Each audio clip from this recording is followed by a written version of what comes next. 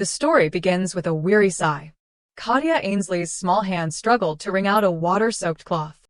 She looked at her hands and murmured, "So small. My magic is weak, and my physical strength is pathetic too." Kathia sadly wondered, when will I finally grow up? If I were a little older, I probably would not have to struggle just to wring out a cloth like this. Then I could take much better care of him. Tears of heartache welled up, threatening to spill. After a long moment of contemplation, Kathia hurried to Mr. Heiress's room. She peeked through the doorway, watching her grandfather sleep soundly. Seeing his face become more and more gaunt, his breathing weakening, Kathia could not hold back her emotions and called out, "Grandpa." She placed the warm cloth on Mr. Heiress's forehead. Then she sat by his bed, caring for him throughout the night. It has been 5 years since I was born with the name Kathia Ainsley. I have remembered my past life. This situation is no different from the beginning of any transmigration story. I died in a traffic accident, but when I woke up, I found myself inside a novel I had read just 2 hours prior. But thankfully, I am not a villainess or a supporting character who will die as soon as I appear. I am just a commoner, part of the background, and will never encounter the main characters. On the contrary, I am content with this life. Compared to parents who can't fulfill their roles, or compared to fierce battles with poverty, simply living in a small house with someone to care for me and not going hungry is more than enough happiness for me. Although those things did not last. Remembering those moments brought a sharp pang to Kathia's heart. The day she was abandoned on the street by her birth parents was also the day she met Mr. Heiress, the man who took her in despite having no blood ties to her. Because Mr. Heiress had no experience caring for a baby, every time she cried loudly, he became flustered and did not know what to do. Kathia chuckled, remembering, with that stubborn personality, he must have had a hard time raising me. Of course, when I got a little older, he made me do a lot of housework like cleaning. Kid, rub the rag harder like this. At those times, I just wanted to escape this life. Suddenly Mr. Heiress's weak voice called out, "My child." Kathia's jaw dropped in surprise. She jumped up and shouted back, "Grandpa, you are awake, your body." Sweat poured down Mr. Heiress's face. He turned to Kathia and asked, "Have you done everything I asked?" She put on a bright smile and replied, "Yes, sir. I sent the letter to the address you wrote." Kathia pretended to be cheerful, but inside, she was deeply resentful of the heartless way Mr. Heiress's relatives treated him. He said that letter was his will, but he has been sick for a week, and those so-called family members have not even sent a single reply. He is in such critical condition. Why has not anyone come? Kathia's small hands gripped Mr. Heiress's calloused ones tightly. Despite his exhaustion, he managed a contented smile. "It is good to have you by my side in these final moments." Hearing those words, Kathia asked in a panicked voice, "What do you mean by final moments?" Her whole body trembled uncontrollably, tears streaming down her cheeks. "Every day, you would scold me.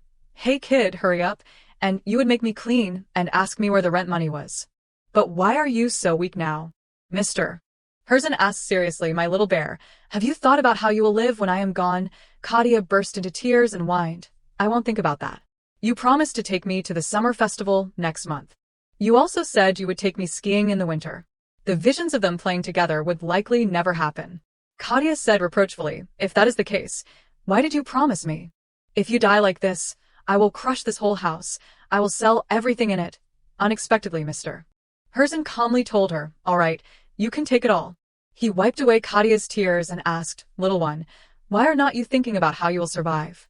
"Don't worry, Kathia. I have taken care of everything." "If not you, then who else is qualified?" Kathia cried out, rejecting everything. "I do not need those things." Seeing Mr. Heiress's eyes slowly closing, she could only plead in despair, "I am not ready to leave you yet. Don't go, please stay with me a little longer." Before taking his last breath, Mr. Heiress did not forget to tell Kathia, "Don't cry, my dear child." With those words, he let go of all his worries and passed away peacefully. The candle flickered and died, making the atmosphere incredibly gloomy. "We will meet again, Grandpa." A beautiful sunset, but perhaps the saddest day for Kathia. She stood silently beside Mr. Heiress's coffin and gently placed a lily on top. Kathia cried until her eyes were swollen. Thankfully, there were kind neighbors around to help her. After the funeral, she had to think about what to do next. She silently bid her final farewell to him. "Grandpa, rest in peace. I will live to be 100 years old, so I will see you in 90 years. Suddenly, a stranger approached and asked, "Excuse me, are you Miss Kathia Ainsley?" She quickly wiped away her tears and replied, "Yes, I am Kathia." "Who are you?" Not just one person, but a whole group came to find her, seemingly for something important. "Miss Kathia, it is a pleasure to meet you. I am Jimian Parker, accountant for the Duke Blasco family." Kathia's eyes widened in astonishment. "Where did you say, Blasco?" Jimian smiled and replied, "Yes." As Kathia understood, Blasco was the only and notorious ducal family in the empire. She asked fearfully, "What is the matter with the Blasco family?" Jimian took out a letter and told her, according to the late Duke's will, "Decorate my coffin splendidly and bury me in the Blasco family's main cemetery in Artem. So, I have come to take his coffin." Surprise after surprise kept coming. Kathia's jaw dropped. "You do not mean Mr. Herzen?" She could not believe her ears. Jimian continued to explain, "Since I have been ordered to take the coffin immediately, I will take my leave now." Kathia thought to herself, that pattern. "Oh my god, it really is the Blasco family. He never told me about this." Jimian then delivered even more shocking news. "The late Duke Blasco has another will for Miss Kathia." She gasped, "What?" He slowly pulled a letter from a paper bag and solemnly declared, "All of my assets, excluding inheritance tax, including cash, my personal vault at the central bank. The net profits from the Artem, Lydon, and Jelfer territories, ownership of the information association I once ran, the artwork and antiques I have collected, and everything else I own will be inherited by Miss Kathia." That is what it says. Kathia was speechless. From an ordinary girl, she had instantly become a millionaire, holding a vast fortune. Back in her familiar home. In the living room, Kathia questioned Jimian, "Besides me, is there anyone else inheriting?" He smiled and said, "No, madam. According to the main content of the will, only Miss Kathia is the sole heir." Her hands trembled incessantly. "So much wealth, and only I receive it. This is not millionaire. I have become a billionaire, have not I?" Jimian inquired, "If Miss Kathia agrees, we will go to the Blasco family and meet the Von Lin, then proceed with the inheritance procedures. Is that all right with you?" She gave a strained smile and hesitantly replied, "That." At the same time, Jimian added, "The Duke is also waiting for you." She received another shock. Wait, the Duke Blasco.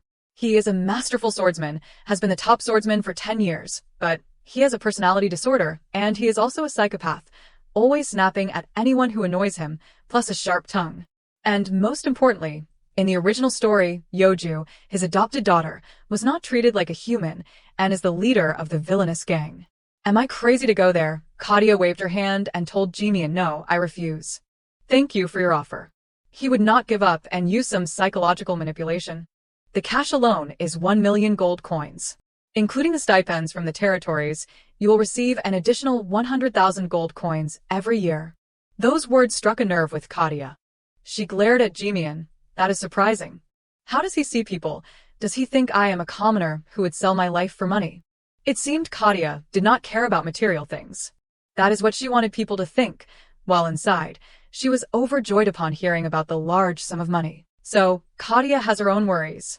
The anguish of not having money in her previous life is enough. Jimian chuckled and added, "You also inherit 50% of the profits from the Information Association, a house in Artem, and a mansion in the capital." Kathia exclaimed in surprise, "A house in the capital? The capital is super expensive, and I own one. The dream of decorating my own house, which I could not achieve in my previous life, has finally come true." While Kathia rejoiced inwardly, Jimian shook his head and said, But I am not forcing you. If Miss Kathia refuses, then the waiver of inheritance." Before he could finish, he saw that she had already packed her bags. "Let us go, I am ready." Another sunset arrived. Kathia sat in the carriage with a bewildered expression. "All right, it is not that I am greedy, I am just curious. That crazy Duke also has a huge fortune. Does he offer house loans? What are the inheritance procedures?" Just thinking about it made Kathia feel anxious. Seeing her giggling to herself the whole way, Jimian asked worriedly, "Miss Kathia, are you all right?" She snapped back to reality and replied, "Yes, I am a little tired, so I am a bit out of it." Jimian chuckled understandingly. "That can happen." Kathia shyly asked, "What did you mean by Von Lin earlier?" Jimian explained, Von Lin are sacred souls, the souls of our ancestors who are still alive. Strictly speaking, not alive, but they can see, hear, and express their thoughts. Thanks to her past life memories, Kathia quickly remembered. The Blasco von Lin was one of the main characters in the novel. Hundreds of years ago, since the first head of the family conquered the Demon King, who caused the continent's Dark Age, with a sword, the subsequent Blasco heads have protected the sword to prevent the Demon King's return. This is a binding contract with the Demon King. The Demon King submits to the head of the family, in exchange for the head of the family offering a human soul so that the magic sword can exist. According to that contract, it is said that after death, generations of the family become souls bound to the sword. Jimian revealed a secret to Kathia. The souls are actually gathered in the soul tower within the mansion, where the magic sword sleeps. With tears in her eyes, she asked, "So, can I see him again?" Jimian smiled and confirmed, "Of course." Hearing this news, Kathia felt even happier. "Grandpa, I thought I would not hear you scolding me anymore. It turns out I am not the only one left." Suddenly, a question popped into her head. "But if you are the late Duke, is Duke Blasco your son? It is clear that you told stories about your son before.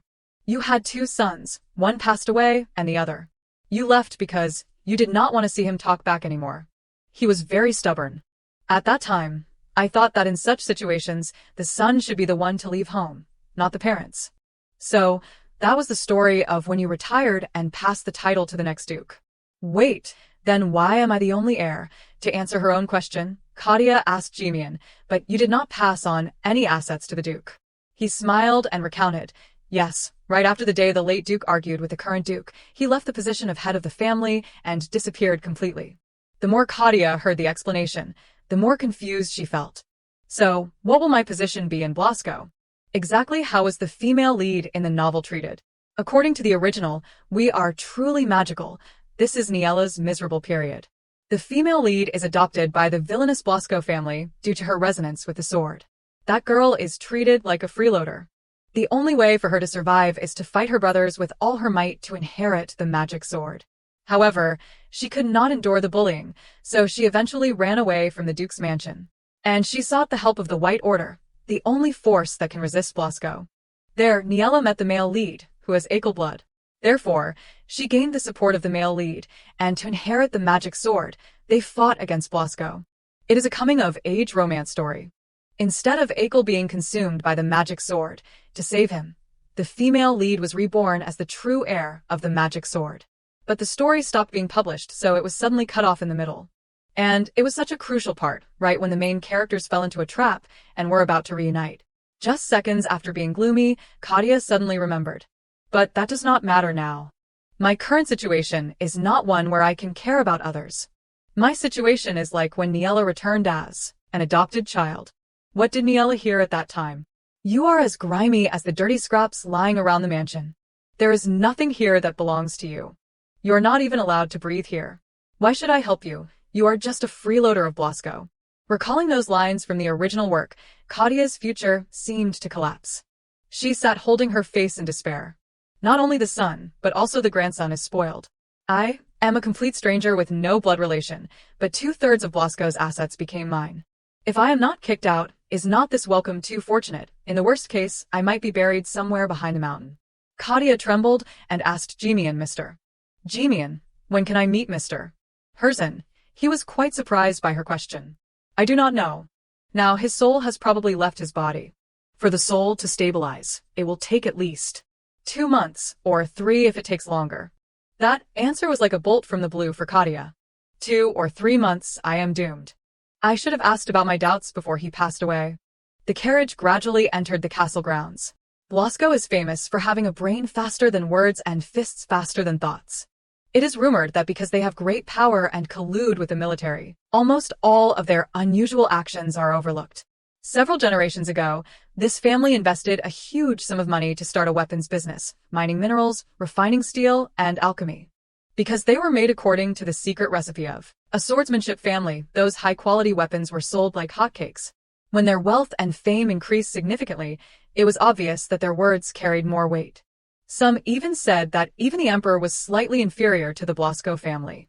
Kathia was astonished when she set foot in the castle.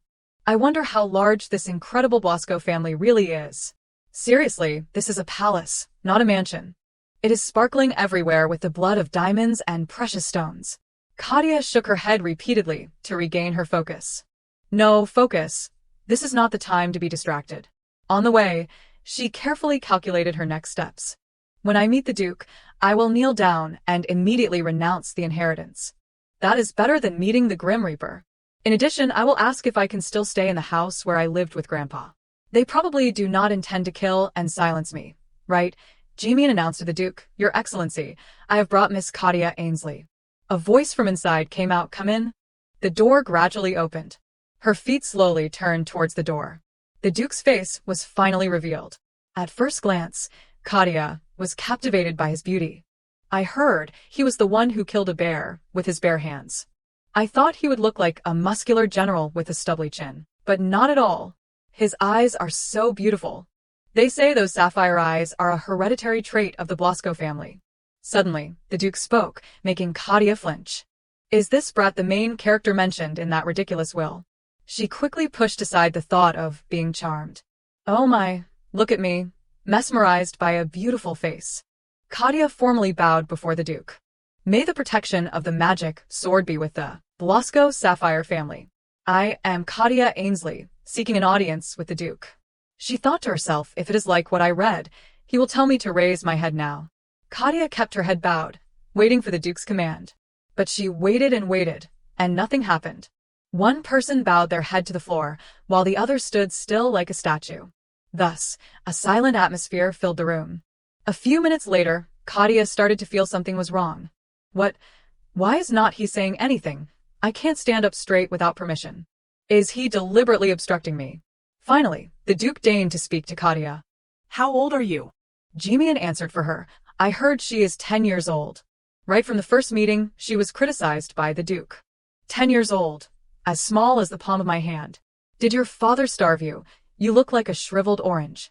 Kathia felt extremely uncomfortable, but could not retort. An orange, how meaningless. The Duke ordered. Raise your head. Come closer, so I can see your face. Kathia quickly adjusted her hair. Then, she gave a bright smile towards the Duke. She slowly took each step towards him. As she walked, she felt scared. He has not ordered me to stop yet. If this continues, we will bump into each other. The Duke spoke in a harsh tone. I just want to see what kind of cunning fox you are. Jimian, put her on the table. Kathia began to tremble, sensing something ominous was about to happen. After receiving the order, Jimian grabbed her clothes. Allow me, Miss Kathia. And just like that, Jimian could easily lift Kathia as if he were carrying a balloon. The Duke looked at her face and said, Now we are at eye level. He brought his face closer to observe her more closely.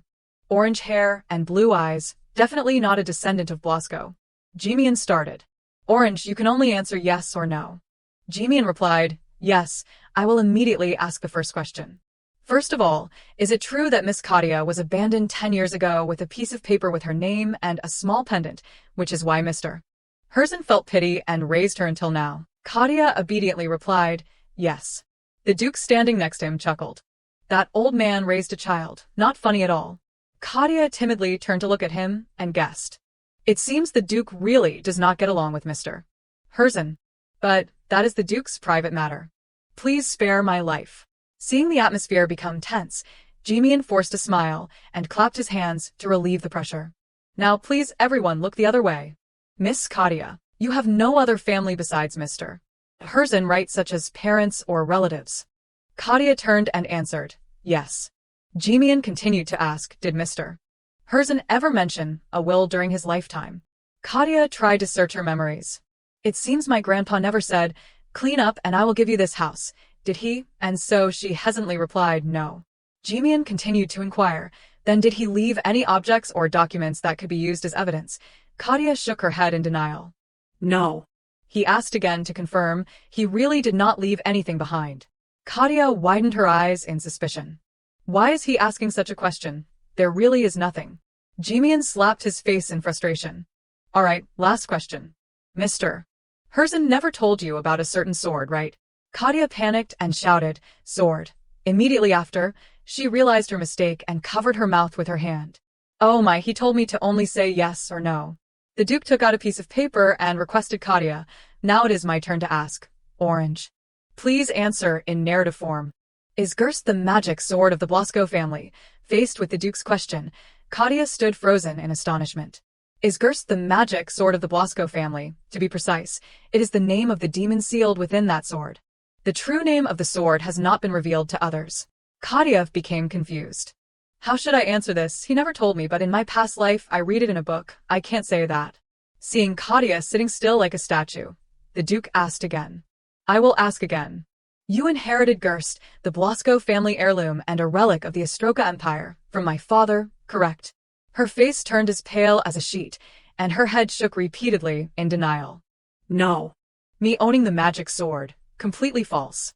Receiving that answer, the Duke just smirked. So, then how do you explain the contents of this will to me? Kathia held the will in her hand and carefully read each word written on it. According to this will, I bequeath all of my inheritance to Kathia Ainsley, the girl I raised for a long time, under the name Heiress Fernandette Blasco. At the same time, I grant her legal ownership of the magic sword Gerst. That is it. The will is just that much. All objections will not be accepted. Reading up to this point, Kathia was frozen stiff, not knowing how to explain. She started to tremble with fear. What is this, Gerst? Isn't that a family heirloom that can only be passed down to the head of the Blasco family? The Duke's voice became bewitching.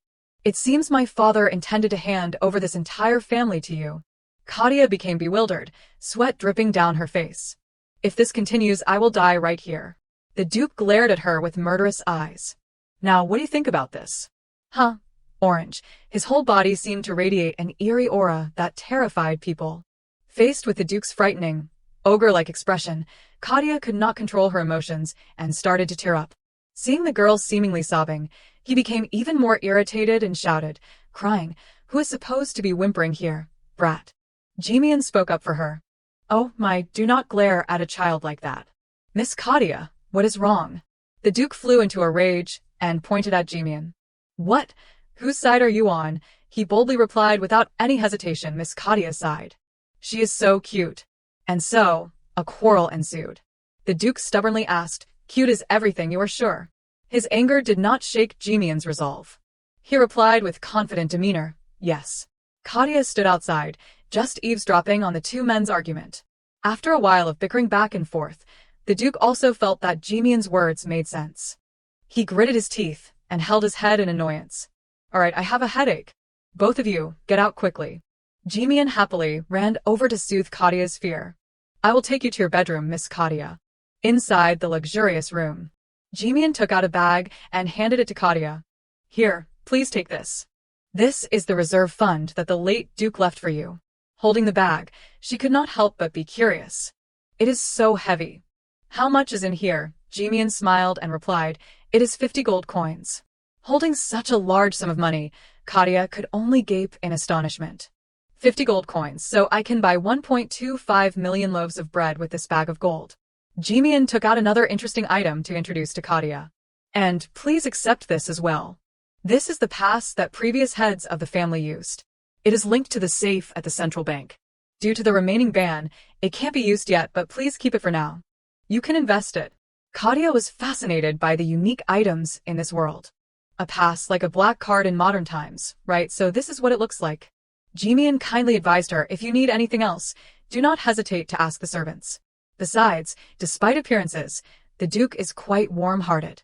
Please do not be too hurt by what happened earlier. Kathia, like an understanding little girl, replied, I am fine. It turned out that those things were just trivial in her mind, as long as she had money and a black card. That kind of thing was nothing.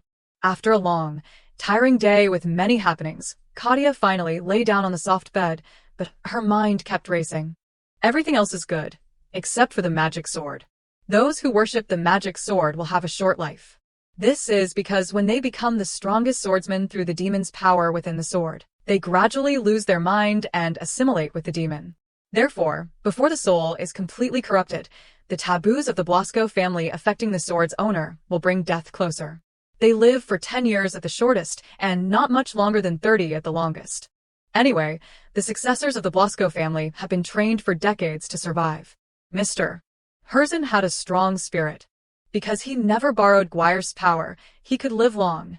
But I am someone with zero defense capability. How can I inherit the magic sword? I will be possessed by the demon right during the succession ceremony.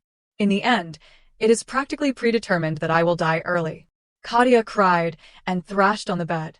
No way, if I die early, what is the use of being rich? Kathia's first morning at the castle. The door to the Duke's room suddenly burst open, and Kathia's voice echoed. Duke, I give up. Things like the magic sword, just holding it for a try is overwhelming. Luth sighed and called her, Hey, Orange. Don't you remember saying that before? His question surprised Kathia. What? Luth immediately presented evidence. It is written here in the will notarized by the Magic Management Bureau. He held the will and decisively tore it in half right in front of Kathia. But somehow, the pieces of paper gathered themselves together. Then, they automatically reassembled into a complete sheet of paper, just like before. Duke Luth told Kathia, See, you can't give up. She immediately came up with an idea. So, how about you give it to me first, and then I will appoint the next successor. Luth asked, Do you not know what it means to appoint the next successor of Gerst? His words made Kathia suddenly realize, Oh no, then I will have to become a soul, won't I?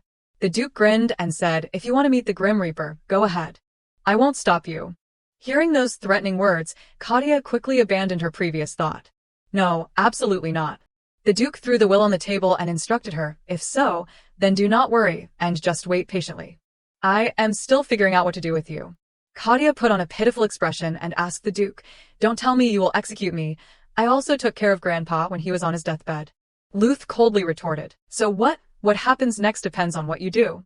So Kathia immediately listed a few of her strengths. I am good at many things, cleaning, calculating expenses and income. I can also peel an apple into the shape of a swan.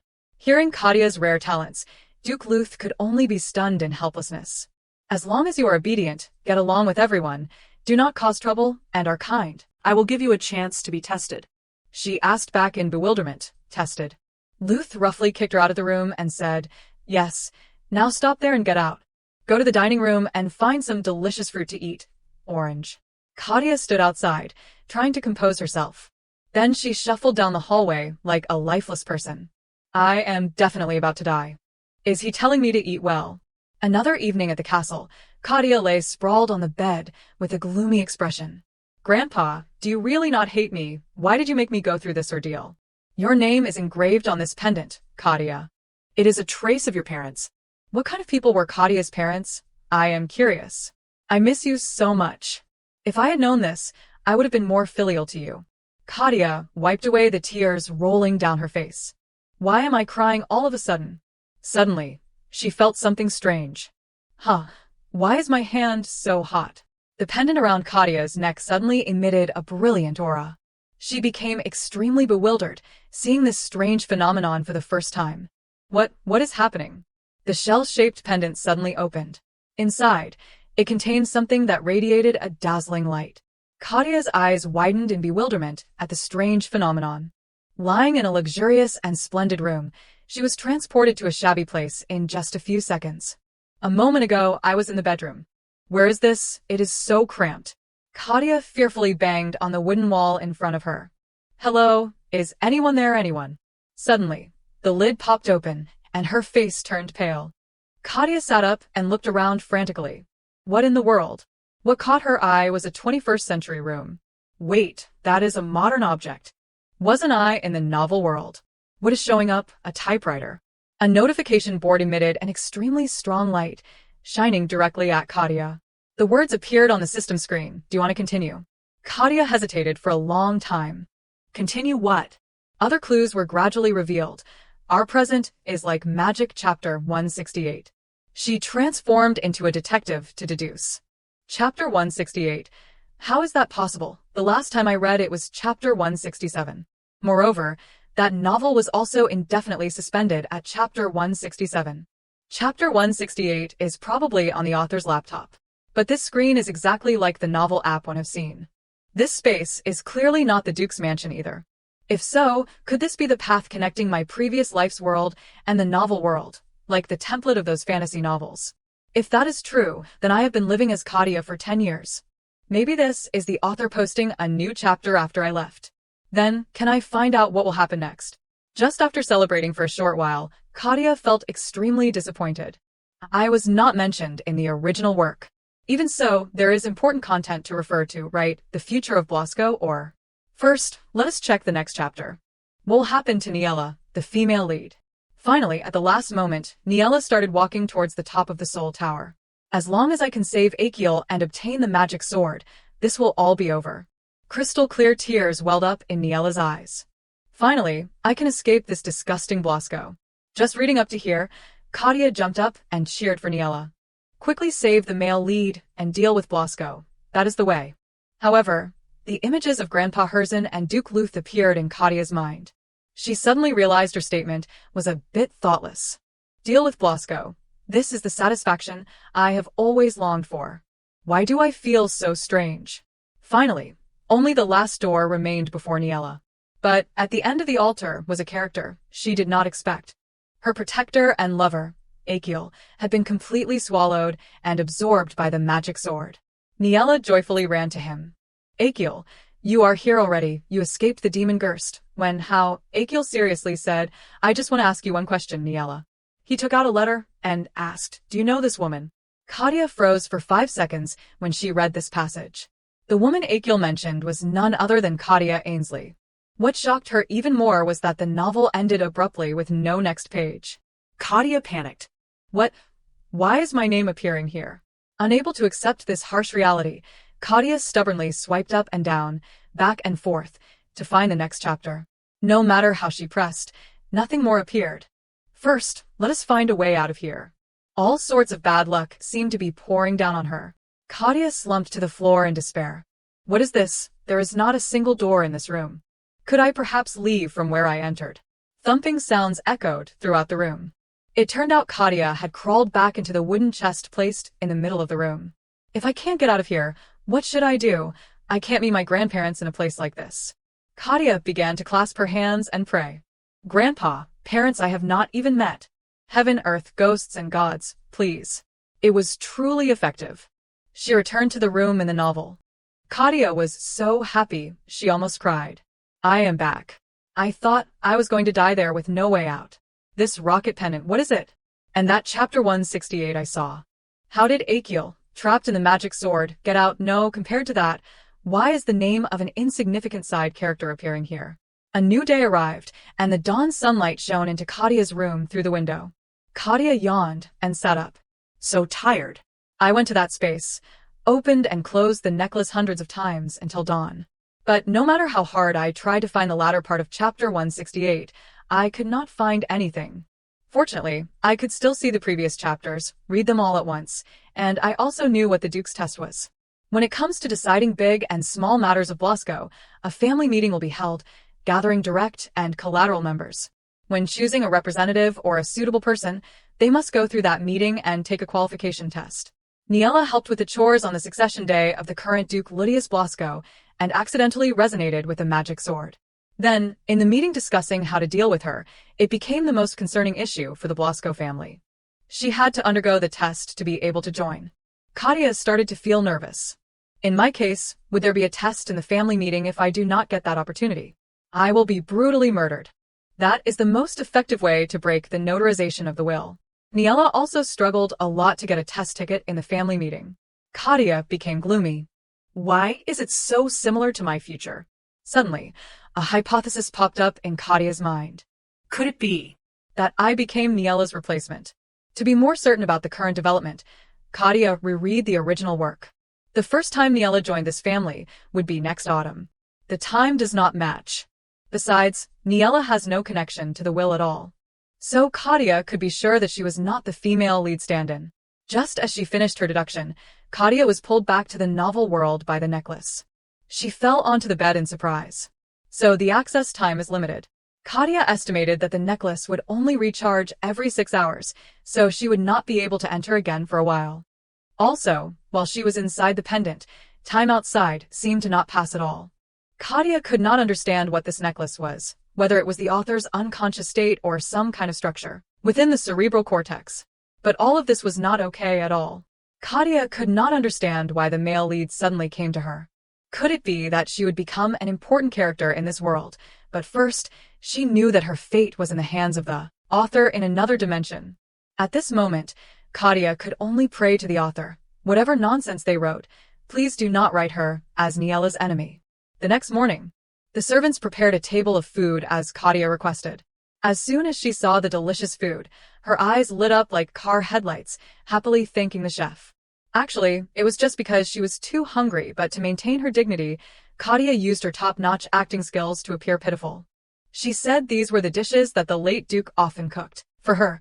Now she suddenly looked at the scene and missed him so much that tears fell. The chef was moved and promised to try to cook even better. Kathia listened as if a flag had opened in her stomach, thanking profusely. Suddenly, another voice interrupted, telling him to just do his best. It turned out that Duke Luth had arrived. He looked at her with half an eye and said, "It seems you have become very comfortable with this mansion. Do you think it will soon be yours? Dream on." Kathia was so scared that she had to lower her headlights, but in her heart, she still showed resistance. Actually, as long as the will was still valid, this house was hers. The Duke glared at Kathia. "Is it because you have good adaptability, or is it because my father raised you like that? You really think the sky is the limit?" Kathia was confused and secretly looked up at the other party's attitude and asked, "Should I be afraid of you, Duke?" Luth sat down opposite her at the dining table and replied coldly, "You do not have to." This made Kathia happy.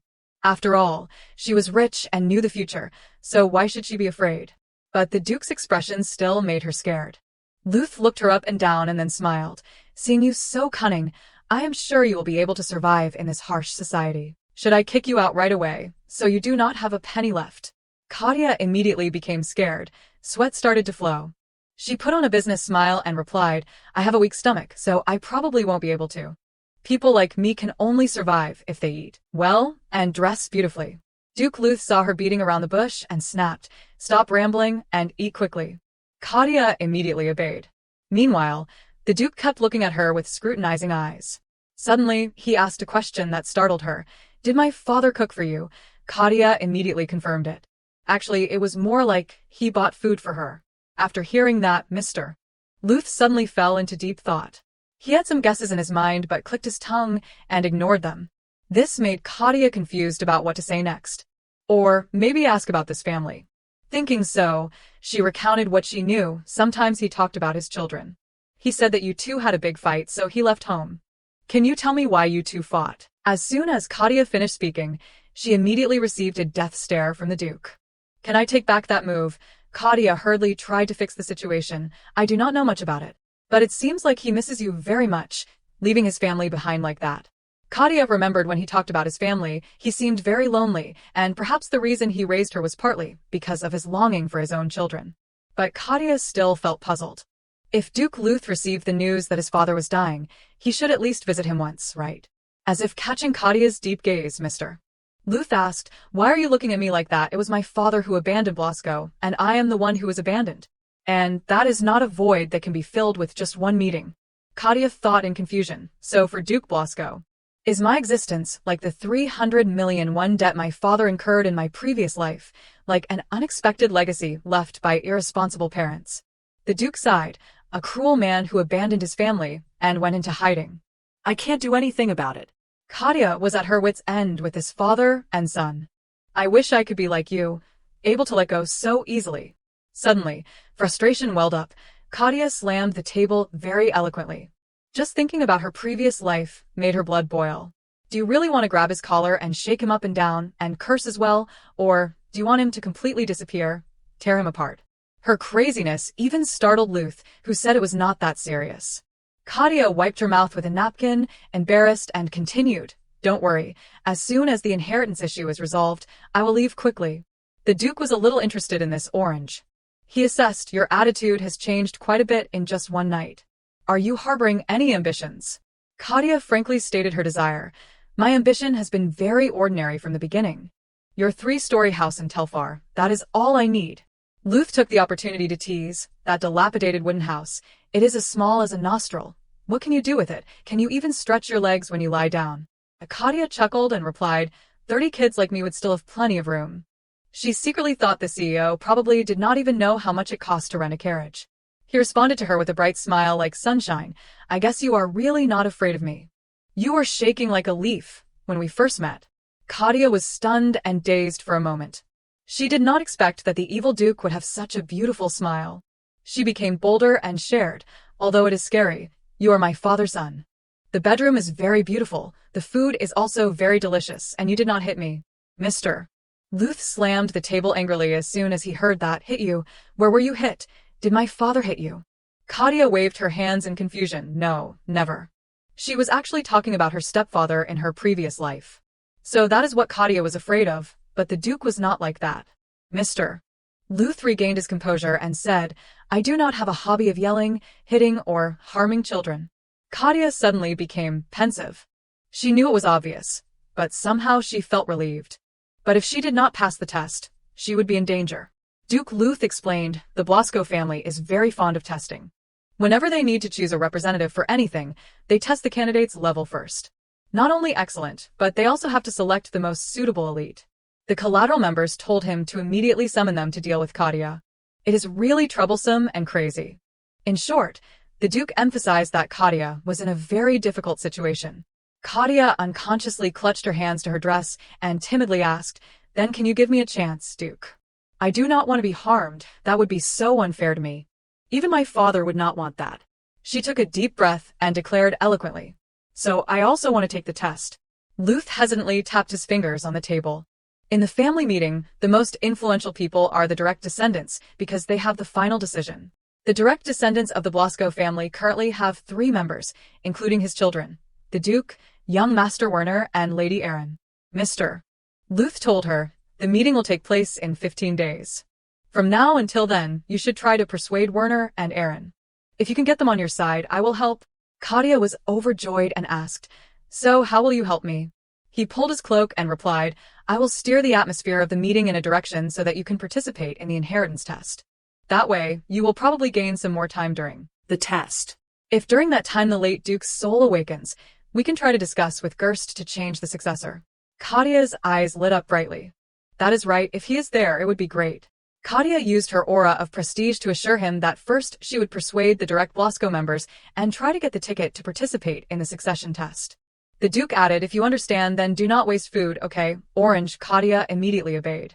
Then she ate very deliciously. The Duke suddenly stepped forward, poking his finger into her cheek, which was puffed up with food. Both fell into deep thought, frozen for a few seconds. Luth pinched her cheek and said, I think I understand why my father picked you up. Kathia was stunned. What do you mean? He laughed and called her ugly. Kathia held her pinched cheeks and grumbled, This kind of teasing is just like him. Are you afraid someone won't know you are his son? Before leaving, the Duke reminded her that young Master Werner and Lady Erin were about to arrive, probably in about 3 days. Kathia flinched when she heard the deadline was approaching. Mr. Luth also said something that made her scared. They are not as gentle as me. So prepare to be slaughtered.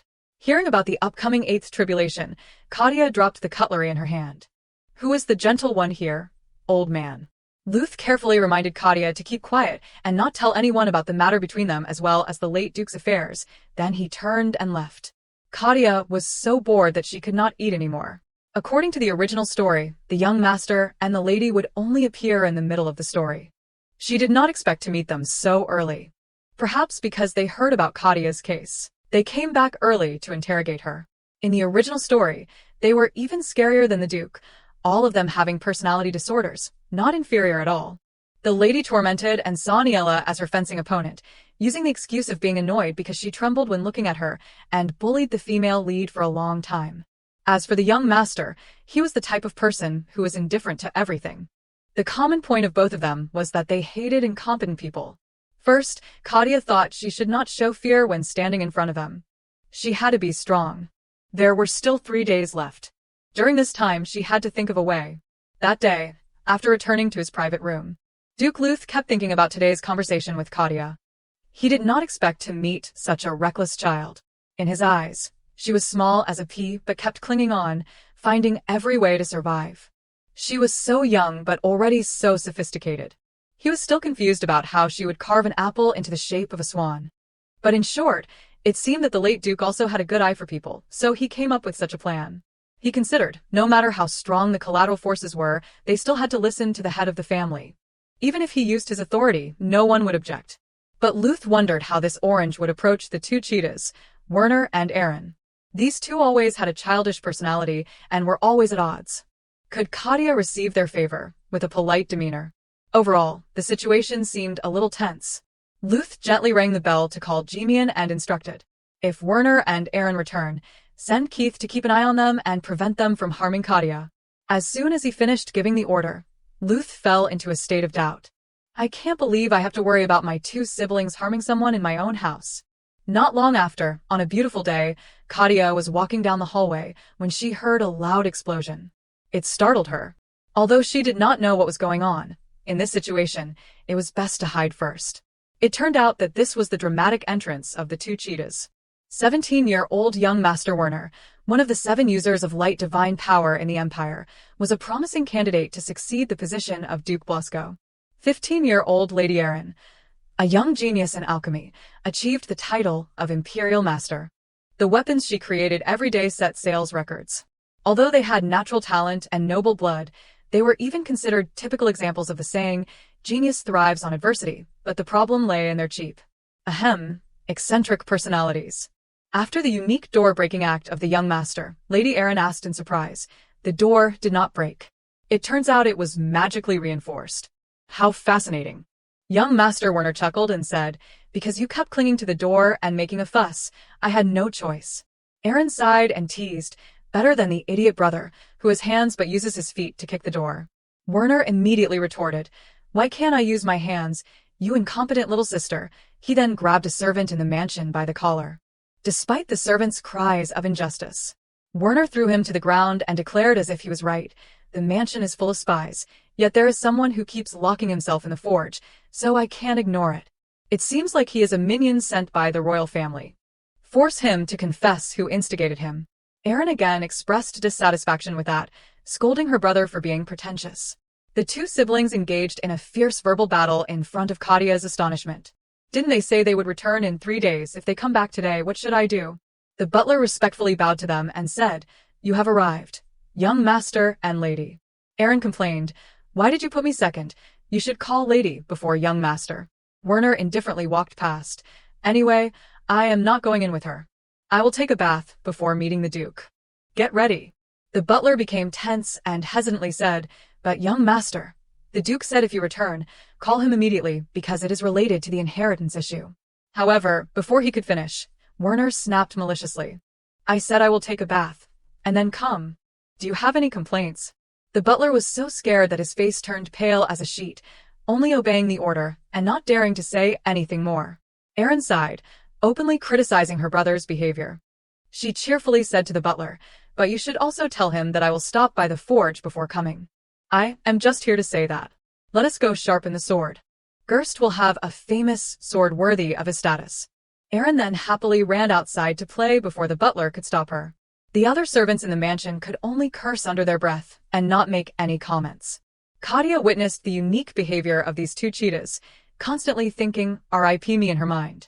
If she carelessly approached those two, she would definitely be trampled on without being able to say a word. First, I have to explore. Thinking so, Kathia quickly slipped away like a gust of wind. If she had information, she would definitely find a solution. However, karma was hard to avoid. As Kathia ran past, the door in front of her suddenly opened, making her jump in fright.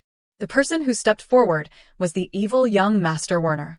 Kathia was scared stiff, her mind in turmoil, not knowing whether to greet him or not. Werner remained calm and told her to enter the room. Too slow. Go in and prepare the bath. Check the temperature and towels and everything. Kathia was stunned, bewildered, and had no idea what was going on, so she just obeyed. According to the original story, when Nyla first came here, Werner hurled terrible insults at her. After that, he kept finding excuses to make trouble with Nyla. If she did not clean up within exactly 3 minutes, she would be severely punished.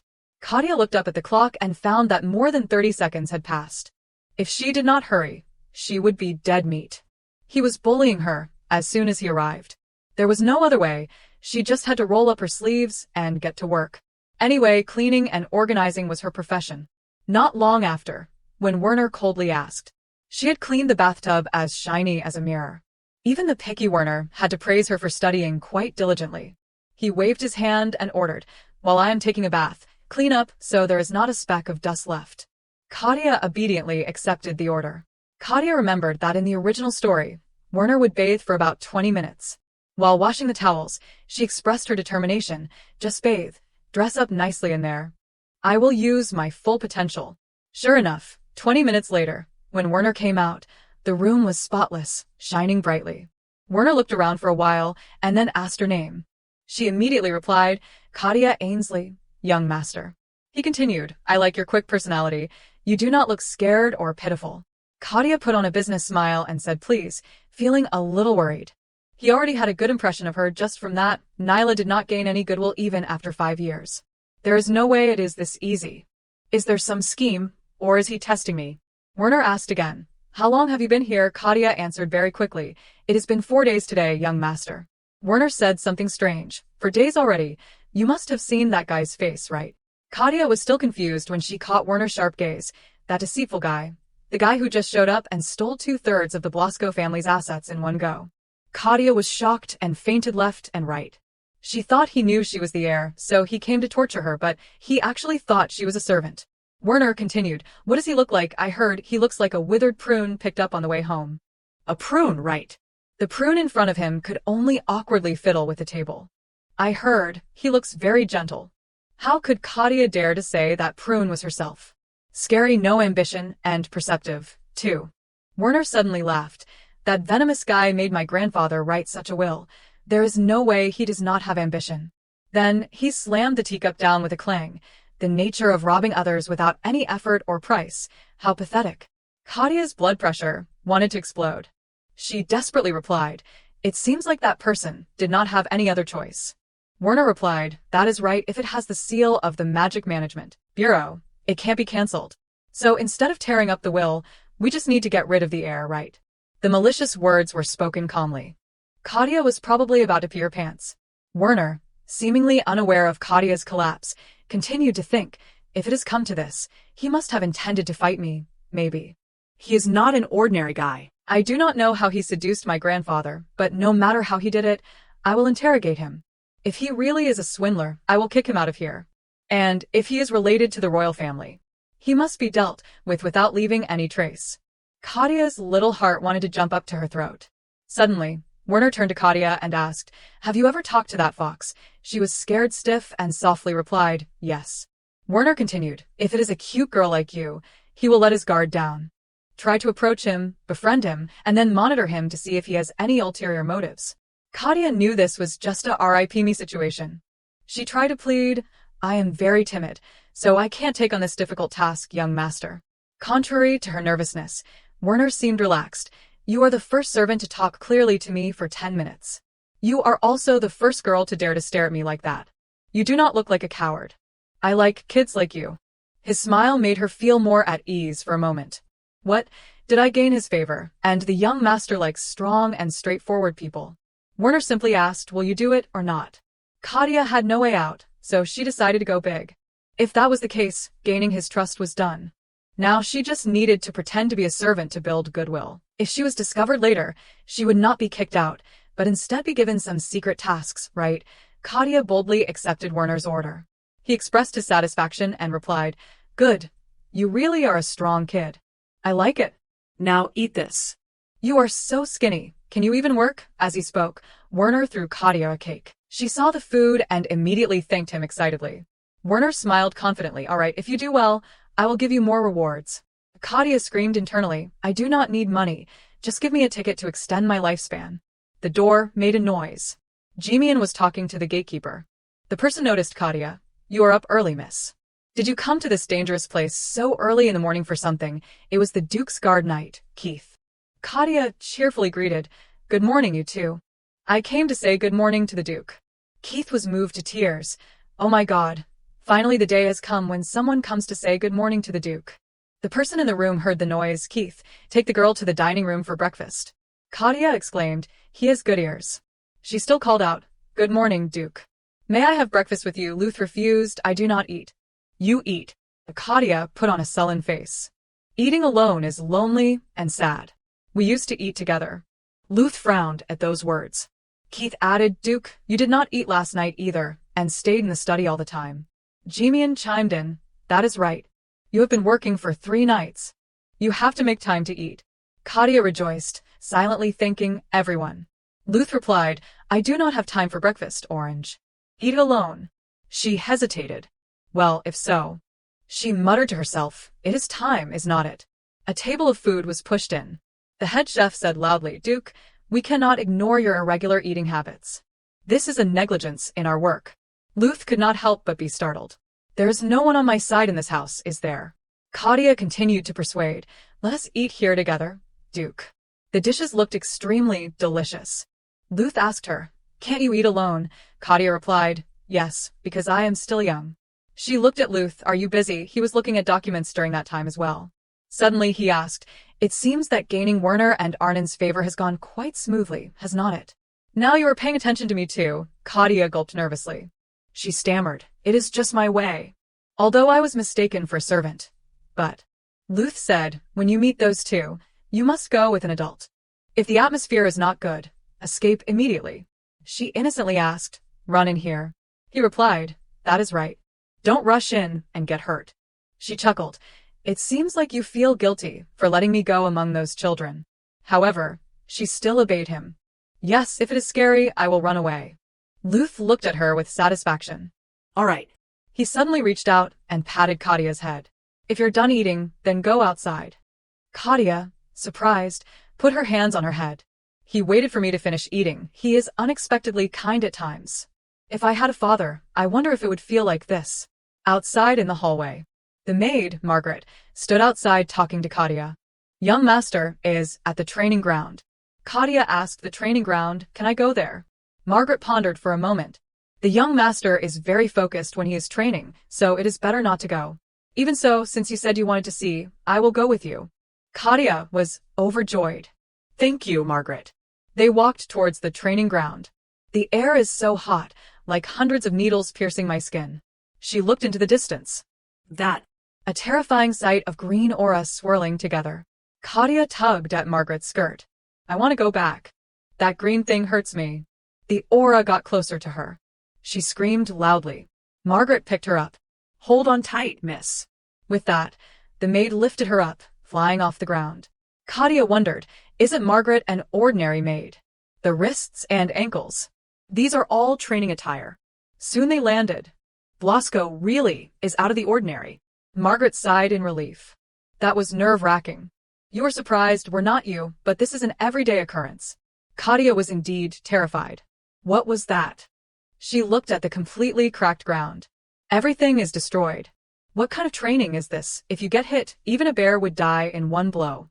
She broke out in a sweat. Besides Werner, there seems to be someone else. Damn it, the voice belonged to Arnin. Kathia looked at her with admiring eyes. It is Arnin. Looking closely, she really is a beauty.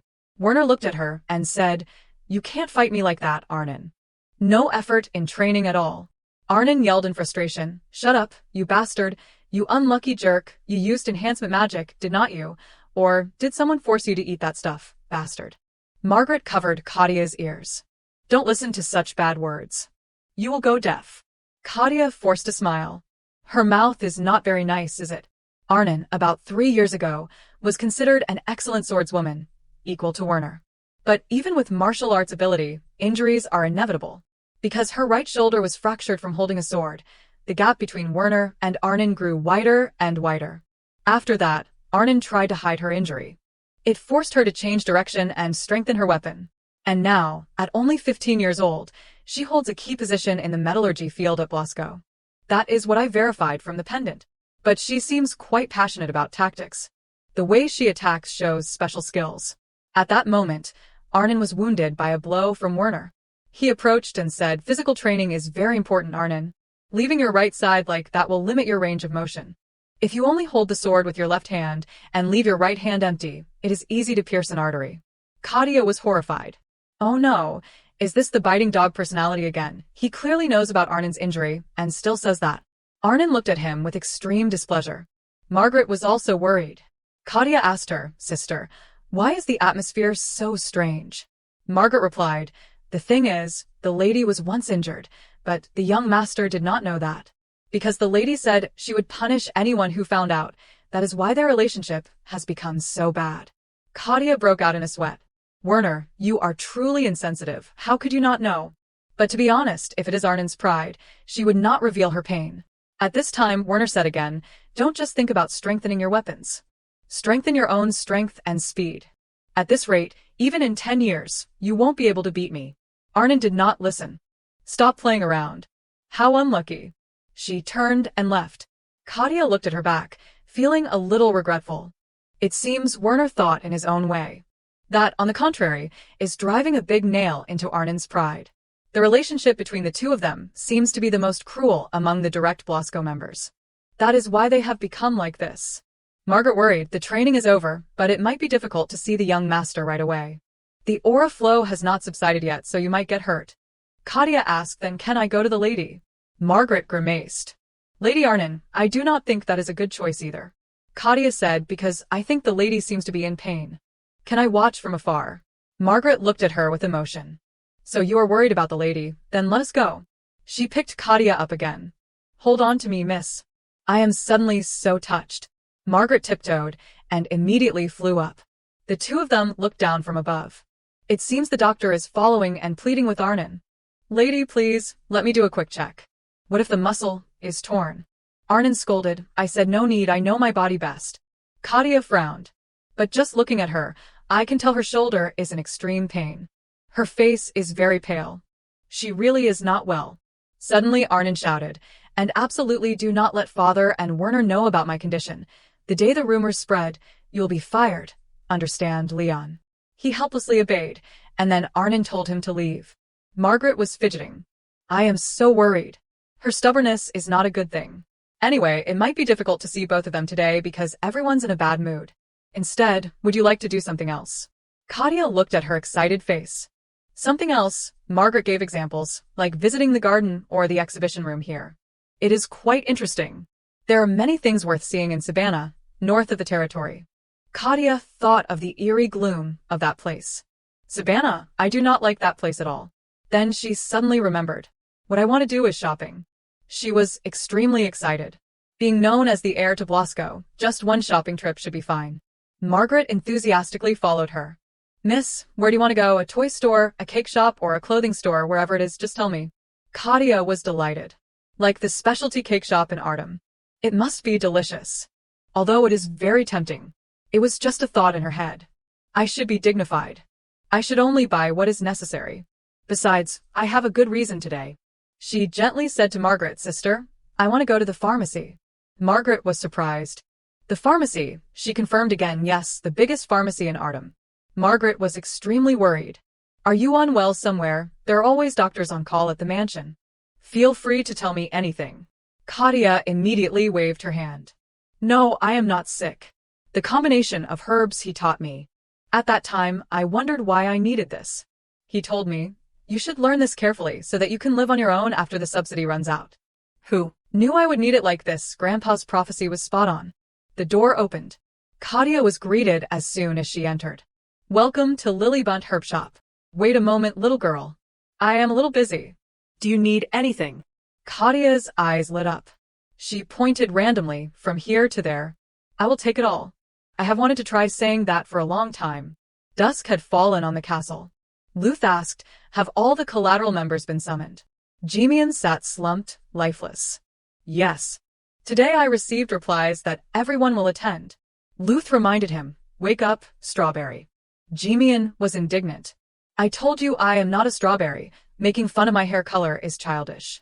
He grumbled, frankly, you should double my salary. I am both an accountant and in charge of secretarial work. Luth ignored his rambling. Stop talking nonsense. Are you watching Orange?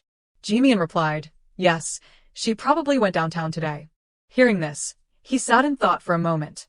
Observing his expression, Jimian thought, lately, he seems a bit gentler with her. That is right, cold people are often very subtly caring. In the middle of his inner monologue, Jimian was struck by lightning. After you are done looking, go to work. If you miscalculate, your salary will be deducted. He hurriedly obeyed and went to work immediately. Only Luth remained. He wondered, so the day is almost over. Maybe I should go and check. He pulled back the curtains. A strange sight met his eyes. Below were 2 carriages full of things. What is that? The mouths of the bags revealed branches of flowers and leaves. The owner of it was Kathia. I spent a lot. So this is how people flex. Just looking at it makes me happy. Let us go. Let us start creating. The room fell into darkness. In the blink of an eye, it was morning.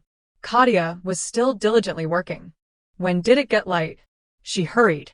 I am late, let's go quickly. Food was already laid out on the table. Luth questioned, what were you doing yesterday? Kathia hesitated. Just playing alone in my room. Unexpectedly, he said, and gnawing on herbs too. She was dumbfounded. How did he know? Luth explained, you are covered in the smell of herbs. It is strange not to know. Kathia cautiously took a bite. Actually, yesterday the lady and the young master competed, and it seems the lady was injured. He was startled. Arnon, she even punished the doctor. Luth was helpless. That foolish girl. Who does she take after? Kathia said she wanted to visit her today. She rummaged through her bag. I also prepared a little gift. Juice from 200 kinds of herbs. Luth was once again surprised. 200 kinds, are you planning to give them all to Arnon? She replied excitedly, yes, I will give it all to the lady, everything. He turned away. Well, that is a lot to give. Kathia looked at him puzzled. Is he upset because I did not give him any? I knew it, so I prepared this. Duke this. When you stay up late, brew this with warm water, and it will help you concentrate. Luth blushed. I have some too. What is this? Fatigue relieving medicine. Kathia's explanation made him fall back. No, it is caffeine. It is a very strong stimulant. It can't be compared to coffee or tea. A whole mountain of work for a week, just one day is enough. Before she could finish speaking, she was picked up. Luth bluntly kicked her out. Kathia was wronged. Is he disappointed that it is not fatigue-relieving medicine? Quite picky. Well, it is too difficult, let us forget it. I will go to Arnon. Soon she arrived at the forge. Kathia looked around. Just like the description in the novel. From afar, she saw Arnon. There she is. It has been a day, but she still seems to be in pain. It looks like she has not received any treatment. If she keeps enduring this alone, it will become a big problem. Kathia got closer. She called out to Arnon's sister, I have something for you. Arnon reacted defensively. Who is there? Kathia was startled. Oh my God, that scared me. She bowed her head and presented her gift. These are herbs to reduce swelling and pain. You can use them as painkillers in emergencies. And they are not poisonous, really. Arnon accepted it. Yesterday, I heard someone say there was a wild cat on the roof. It turned out to be you, kid. Kathia chuckled. So you knew beforehand. Arnon frowned. You are a child. I have never. A new face that has appeared in the mansion recently. Kathia looked at her, sweating with fear. Suddenly Arnon stood up abruptly. Kathia was surprised. She is so tall. Arnon said, you are also the heir to the fortune he mentioned. You are that heir. Kathia was speechless, finally answering yes. She introduced herself. My name is Kathia Ainsley. Arnon looked at her thoughtfully. She tried applying the herbs to her wound. It is effective. Arnon evaluated silently. Good. Thanks, kid. Kathia was overjoyed. She even said thank you so politely. Kathia bowed. No, I am the one who should be thanking you. Kathia breathed a sigh of relief. I thought I was going to be killed or confronted or something. Arnon looked at her, puzzled. Why are you looking at me like that? She asked timidly. Does the lady find me unpleasant? Arnon replied casually. Why would I find a little mouse like you? She suddenly remembered. Or Werner too. He probably thinks I am about to have Ger stolen, so that is why. Kathia looked sad. I heard the Duke and the young master say that is the most difficult problem. I can't just give up the inheritance on my own. Arnon sighed, because it is a matter of family honor. But I do not care, just like Gerst can't be mine. Kathia thought to herself, right, Arnon is at the bottom of the list to inherit the magic sword, so it is understandable that she is not attached to it. Arnon said again, okay, let us say the magic sword is fine, but the problem lies elsewhere. In his treasury, there must be all sorts of rare materials hidden, enhancement stones, dwarven gloves, and tons of other things. Suddenly Arnon's eyes widened. She got angry. I thought one day he would give it to father or Werner. Don't tell me you are planning to take it all. I do not care what you do with Gerst, but it is mine, Grandpa's treasury. Got it, I will never let you take it away. Astroka's treasury is mine. Hearing this, Kathia's eyes lit up. Found it, the key point of the strategy. She spoke boldly then, lady, why do not we try making a deal? Arnon looked at her, puzzled. She explained, it is a proposal that can bring a good ending for both sides. You side with me so I can participate in the inheritance contest. And protect me so I can inherit the entire estate. Arnon was unexpected. Kid, do you know who you are talking to? I am a direct descendant of Blasco, and you confidently declare you will take our family's assets. Kathia chuckled. Yes, because there is a will, I must be the most legitimate heir. Arnon smiled. Quite brave. Kathia became sad again. But as soon as I inherit that estate, I know countless enemies will appear. So, I will become your investor. Arnon was extremely surprised. What? Kathia explained, when you said you wanted the treasury, as long as I have it in my hands, I will find everything the lady wants. In addition, I will invest the initial capital for the forge and the land under the lady's name. I will support you both materially and mentally. Arnon thought even more. How does this little girl know I want to open a forge? I have never told anyone about that long-cherished dream. Kathia excitedly asked, what do you think, sister, on the condition that I will safely inherit the entire estate? Arnon asked, to achieve that, we have to help the kid, Kathia confirmed. After thinking for a moment, Arnon concluded, anyway, if it does not fall into this kid's hands, the treasury will be handed over to father first, and then it will be my turn before Werner. If so, it will take at least 20 more years. Even if it reaches my hands, I will have to share it with Werner anyway. Kathia held a roll of paper, so there is no disadvantage, right? We must seize this opportunity quickly. Get a pen and paper to write a contract. Arnon was terrified. What, you even prepared it already? Kathia pointed at the paper. You can sign here, sister. Arnon was speechless. This contract looks like a child's plaything. Kids are still kids. They think just signing it is enough. Kathia was excited, and then we will go and notarize it. At the administrative office, the Ministry of Justice, the Department of Magic Management. Make it just like Grandpa's will, so no one can break it. Arnon seemed surprised. Really? Is she really only 10 years old? Back at the mansion, Kathia was cheerful. It went well, it passed. Although she said she would consider it, from her expression, I am sure she is persuaded. According to the storyline 5 years later, Arnon will build a forge, but the products won't be much different from Blasco's weapons, so they won't get much attention. The shame about herself will make Arnon's temper more violent. I am not sure if the original content is reliable. But upon meeting them face to face, my impression of them is a bit different from the novel, both the Duke and Arnon. The servants in the mansion are all very friendly. Did Niella also live with the Blasco family, like this? Just then, Werner reminded, it is late, kid. Kathia wondered even more, even Werner. Is anything different from the original? He said, all right, report on today's portion. Kathia noticed his ankle. Are you injured, sir? He calmly replied, just a sprain, while sparring with Arnon. She listened worriedly.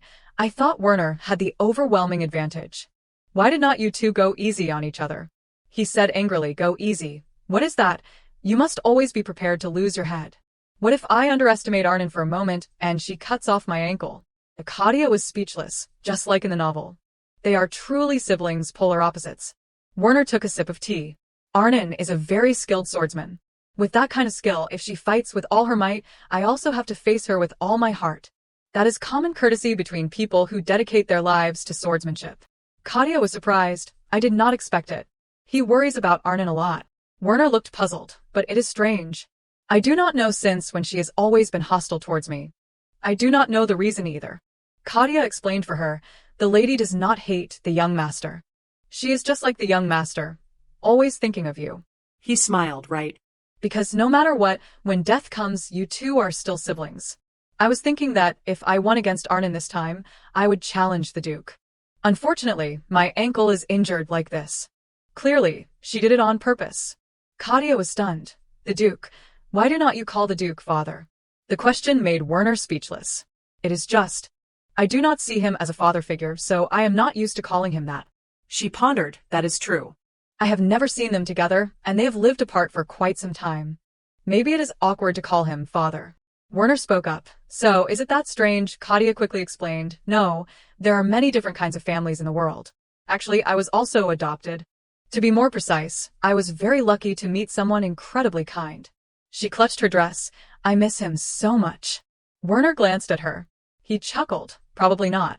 Everything in life has its price. You are a good person, so you met a benefactor. Life never tolerates those who are unworthy. Be confident, kid. Kathia was touched. I did not expect to hear these words from Werner. Thank you, young master. Evening, at the Duke's room. Luth was surprised. You said she can see the flow of aura.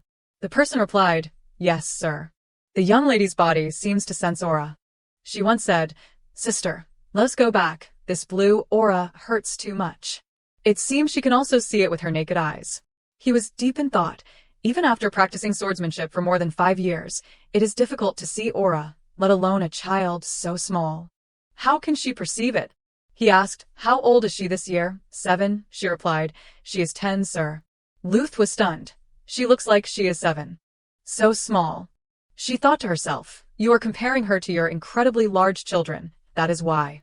He pondered, only 10 years old, and can already sense sword aura. A child who only knows how to cut fruits has earlier perception than Werner at 11. The girl said, the young lady's body is quite agile and leaves few traces. She knows how to conceal herself to the extent that the young master and lady do not notice. Luth had a headache. A child who has never been trained can see aura and also knows how to hide. I have never encountered such a case in my life, besides myself. He smiled. Is this talent? Where did she inherit this talent from? I will have to investigate further from her parents. Could it be a spy? Last year, there was also the case of a 13-year-old maid. Maybe they specifically chose someone likable and adorable, so small that no one would suspect. Too plausible, right? The maid chuckled. Whether she is a spy or not, I do not know, but the young lady is indeed very cute. Luth was discouraged. All of you are seduced. You, Jem, and Keith too. The maid added, and you have had breakfast with the young lady 5 times already.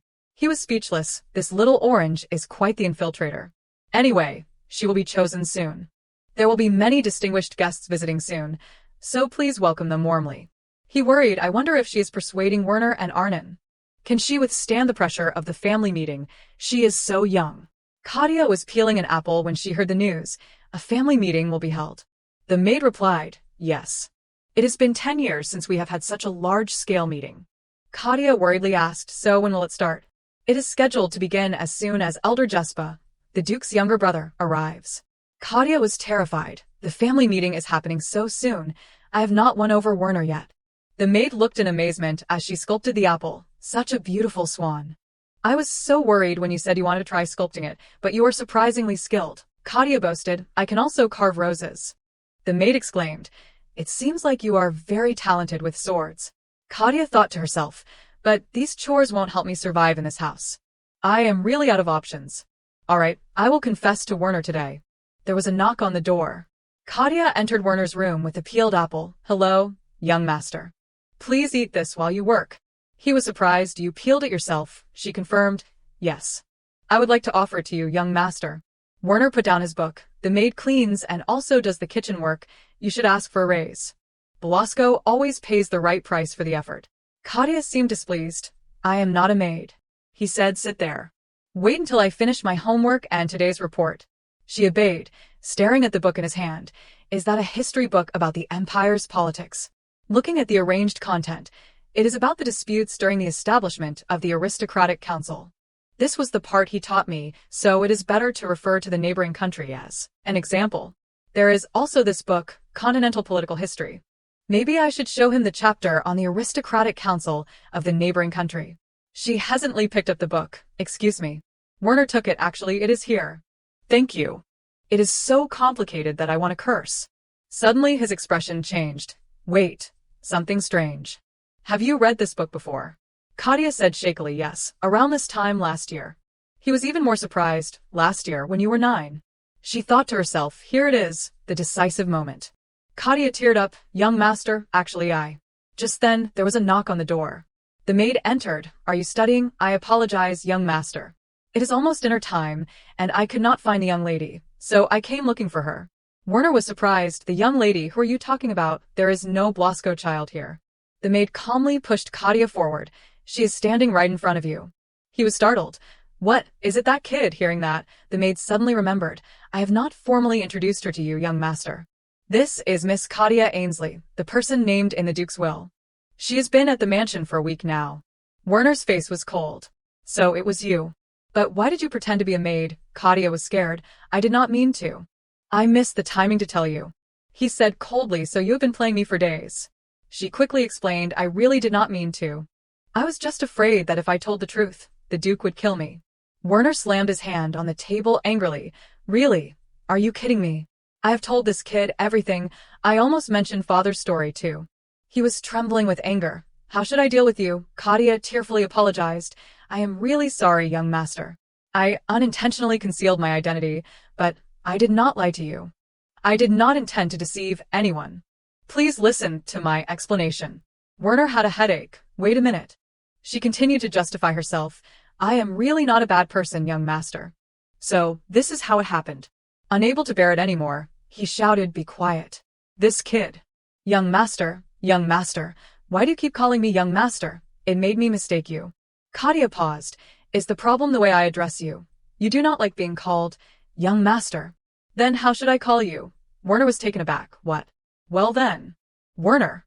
Kathia was very surprised. What, your name? He sighed. Yeah, try calling me Werner. She called him as he said, but still got scolded. No, you have to use honorifics. I am several years older than you. You clueless fraud. Kathia was terrified. Then how should I call you? Suddenly she had an idea. I know, brother. Is it okay to call you brother? Werner was startled. Brother, she added on her own, and you can call me Kathia, or Kathy, Kitha, or whatever. He was completely petrified. Extremely annoyed, he decisively carried her outside. Kathia cried out in frustration. I am really not a fraud. I have lived with Grandpa for 10 years. She was scolded by Werner. You are too loud, deceitful brat. She continuously apologized. I am so sorry, handsome brother. I am not ready to be buried in the mountains yet. He threatened. Shut up, I will cover your mouth now. Without another word, he brought her into a room. The person sitting inside was Luth. You should knock before entering someone else's room, Werner. He replied. Who cares about knocking at this hour? Why did not you tell me beforehand? How was I supposed to recognize her dressed like a beggar? What kind of outfit is this? Kathia dejectedly greeted him. Luth asked back. What did you say about her outfit? It looks exactly like a rainbow. Why are you dressed so strangely? Didn't Margaret prepare enough clothes in the wardrobe? Kathia replied. The wardrobe has plenty of clothes, but Grandpa bought me this one. So, I really like it, and I miss him too. Werner was stunned upon hearing that. The room fell silent. Luth broke the silence. I quite like bright colors too. Werner was shocked. Luth continued. Clothes should have many colors. The harmonious combination of top and bottom is very creative. Werner could not believe his ears. Are you serious right now? Luth reproached him. Why bring that up to a child, Werner? Werner was utterly defeated. His taste is a bit strange, no, very impressive. Kathia reminded. You just called me a beggar. He changed his tune instantly. Even a king shines in rags. It seems he wanted the world to see your extraordinariness. Kathia pouted. What do you mean, he said. A child like you knows so much about the continent's political landscape. Of course, you are extraordinary.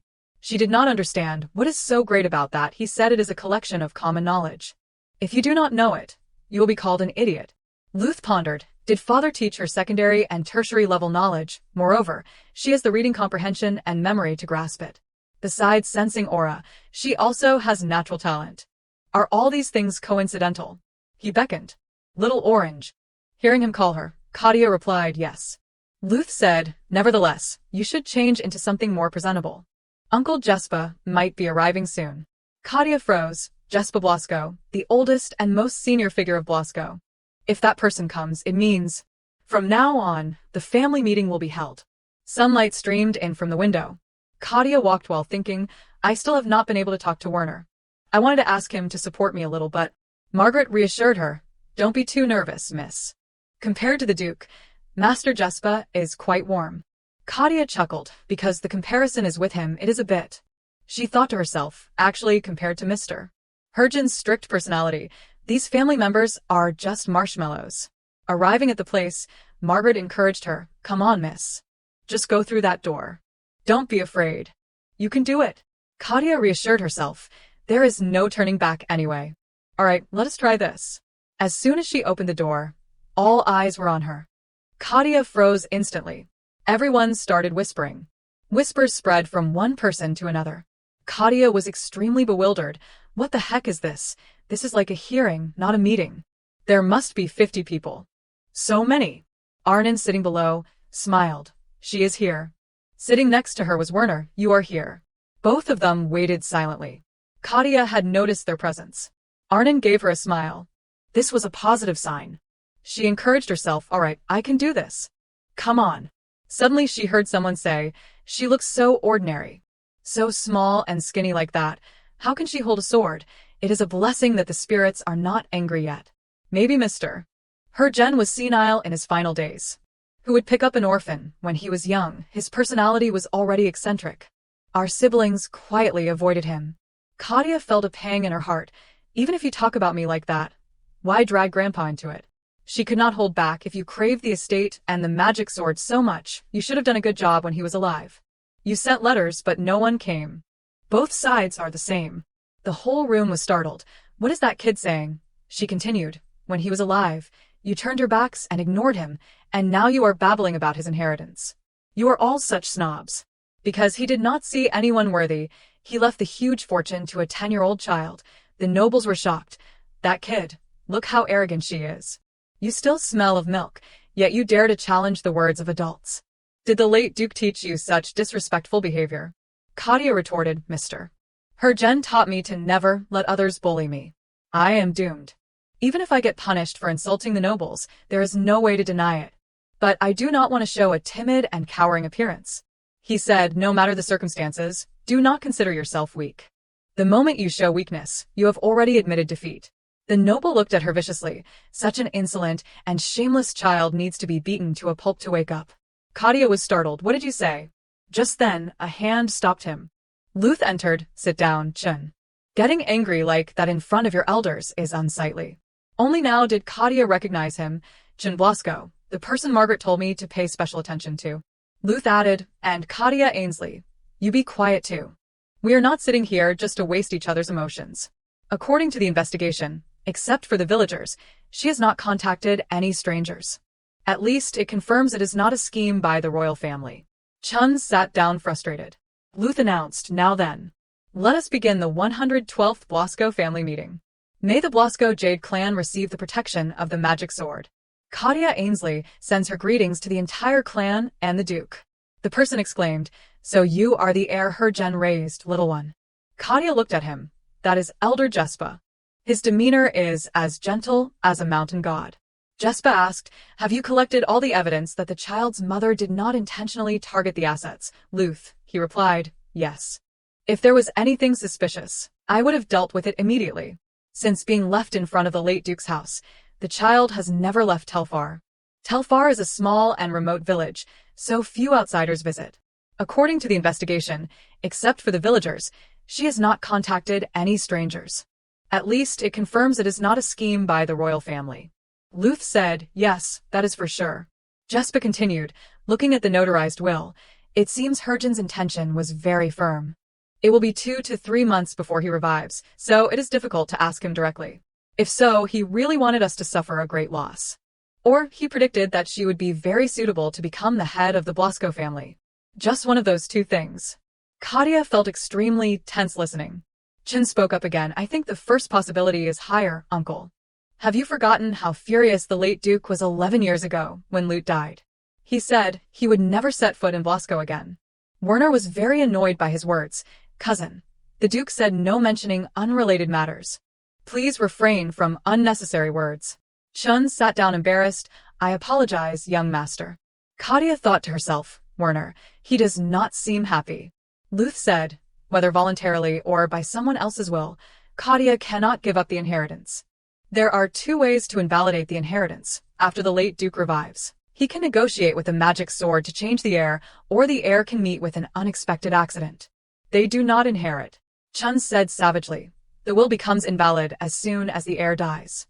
What is the hesitation? Honestly, I do not understand why the head insisted on calling this meeting. There is no need to make it such a big deal. Arnon could not hold back anymore. Cousin, no matter how much Blasco is criticized, we are not the kind of people who would execute an innocent child. Moreover, the Blasco clan always upholds the spirit of chivalry. Even if that child is truly a fraud, pushing her to death is no different from tarnishing the will of the Blasco clan. Of course, the spirits would not allow it either, right, uncle? The person she asked was Jespa. You are right. Chin, be careful with your words. He was annoyed, but could not do anything. I did not expect Arnon to still hold a grudge. But I suppose you do not want the magic sword, do you? Or are you aiming for the inheritance? Even if you kill that child, the assets won't reach you. First it will belong to father, then it will be the direct line, me and Werner. That means there is no way for the Chun branch family to interfere. Chun hastily explained, I swear, I did not mean that, princess. But what happens next depends on the wise homeowner's plan. Luth smiled. I presented 2 solutions earlier, but I will clarify. Everyone began to murmur. Actually, there is a more promising way. Kathia, equally anxious, asked, what is it? Luth said calmly, I want to add Kathia Ainsley to the Blasco family registry. Now the center of everyone's attention, Kathia thought, add to the registry. What does he mean there is no such condition? Luth's grandfather asked, do you mean you will adopt her? This was already within Luth's calculations. Yes. Upon hearing this, everyone erupted in outrage. What did I just hear? How could that be? Have you gone mad, homeowner? But Luth's grandfather remained the calmest. Tell me, why do you have that idea? Luth chuckled. The Blasco fortune can't be handed over to Ainsley, right? So, we just need to change her last name, and it is done. Simple and quick. The man's anger surged. Luth, if you adopt her, she becomes a direct descendant of the Blasco family. If she needs to be registered, it should be through a collateral branch, should not it? Cybele also protested. That is right. How can you put her on the same level as the young master and princess? She is a commoner, and we do not even know whose mixed blood she carries. Kathia clenched her fists upon hearing this. Mixed blood, is that all you can say? That old Chun did not even bother using honorifics. Luth's grandfather nodded. I think so too. Don't you know what the status of a direct Blasco descendant means? You, Werner, and Arnon are the highest nobles in Ostroka.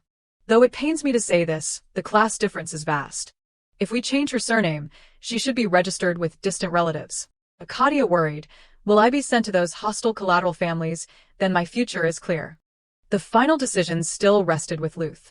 I will have her registered as a direct descendant. Luth's grandfather's expression was one of astonishment. Why? Because I want to try raising Kathia. Kathia's face was shocked in disbelief. Those who heard this were displeased. No, what is going on? Luth continued, I have taken an interest in her. She is not a bad child, and she does not have any ulterior motives. She is also a child cherished by the late Duke. Actually, I have gradually grown attached to her. Luth's grandfather posed a question. Since this is not something you can decide alone, we need the opinions of the other direct descendants. Arnon, what do you think? Arnon was not particularly opposed. I agree. Kathia was touched and surprised. Oh, Arnon, she is on my side. What about Werner? Werner's eyes were devoid of emotion. And then his lips moved. Kathia was afraid of Werner's answer. It seems he is still angry. He won't accept being tricked so easily. It is no good. Werner finally spoke. I will follow the homeowner's decision. Kathia felt relieved. All 3 direct Blasco descendants agreed. The most crucial part was now. Luth said, now there is only one thing left. Kathia, what do you think? Sharp gazes focused on Kathia. She was scared and trembling, unable to speak. The collateral family members' gazes are so cold. What should I do? Luth's grandfather spoke up. Wait, let me talk to the child. He slowly descended the stairs and approached Kathia. Little one, have you heard about the scale of the assets that will be in your name? Kathia shyly lowered her head. Yes. It was the Blasco family's business fund that Luth's grandfather was referring to. It was also essential capital starting this month. Although it was currently under Hergen's name, it was shared by all members of the Blasco family. Until now, the treasury has always been open, so there was not a problem. But it has been locked because the owner changed. Unless it is the legitimate heir, it won't open. Kathia was startled upon hearing this. If that is the case, all of Blasco's business funds are blocked. I did not expect it to be this bad. That is why everyone has gathered here, Luth's grandfather explained further. There is also a seal, so we can't touch those assets. Therefore, the quickest solution is to accept you as a family member, as Luth said. However, we can't just welcome you without any verification, can we? Just as Hergen guaranteed, you should also build trust with us, right? Therefore, I want to propose something to you. It is to participate in the inheritance competition. This competition will assess whether you are worthy of succeeding Hergen and Luth's daughter. It is also a test to prove your capabilities and feasibility. Kathia did not expect the collateral family to propose this first. So, this is what the Duke was talking about. He skillfully steered the topic towards the inheritance competition so naturally. Luth's grandfather asked again, "So, do you agree?" Receiving Kathia's answer, he began, "Good. It is settled then. I propose holding the inheritance competition similar to the homeowner's plan. There will be a total of 4 tests. Each content will be decided through a family meeting. The test questions will be chosen to assess the qualities of a Blasco. Only after passing all the tests can one be recognized as the heir and registered in the direct lineage. What do you all think?" One side started discussing amongst themselves. If it has come to this, The other side did the same. Luth naturally agreed with this decision. If it proves she is qualified, it is good for me too. Werner and Arnon did not object either. They would base the final decision on the majority vote. Luth said, as mentioned earlier, the proposal for the inheritance competition will be decided through. One surprise after another kept hitting Kathia. Luth handed her a piece of paper and a pen. "Sign here, Kathia. This is a confirmation that you will honestly abide by the competition rules." Kathia closed her eyes and prayed. He must have foreseen all of this. "You think God can do it, right? If so, I can do it no matter what the problem is. Because he is never wrong." Kathia returned to her room. The nearby servant greeted her cheerfully. "You did well, miss. You did not tremble at all, and you spoke decisively." Kathia laughed heartily. "What is there to be afraid of? Actually, cold sweat was running down my spine." The servant said, "First, let us go to the study." The homeowner said he would come there after discussing the test questions. Hearing about the test, Kathia became terrified. Jimian and the others arrived as well. "Are you alright? You have been through a lot." My heart keeps pounding. Kathia was moved to tears. "Have you all been waiting for me this whole time?" The private chef chimed in. "Come on, let us go. I have prepared some snacks for you." It turned out everyone was worried about Kathia. "I will do my best on the inheritance test, just like how everyone is supporting me." All 4 of them paused and looked at her. The servant said, "Oh dear, you can take your time." Jimian chuckled. "That is right. No one will chase you away if you do not pass the test." The chef also reassured Kathia. "If you find it difficult, just come to us. Isn't Miss at the age where she should receive love and care?" Kathia cried tears of happiness. "Everyone is so kind. Thank you all." Seeing Kathia like that, everyone rushed to comfort her. In Luth's room, he glanced at Kathia. "Has the orange turned into a Halloween pumpkin now? What is with that face?" Kathia sniffled. "Duke, were your words earlier sincere? Don't you remember saying you wanted to adopt me?" With the same cold demeanor, he replied, "As the head of the family, would I lie in a meeting?" Kathia wiped away her tears. "Can I ask why I thought you hated me?" This question rendered Luth speechless. Do I look like that? "It is not about whether I like you or not. It is just that I am respecting my father's wishes.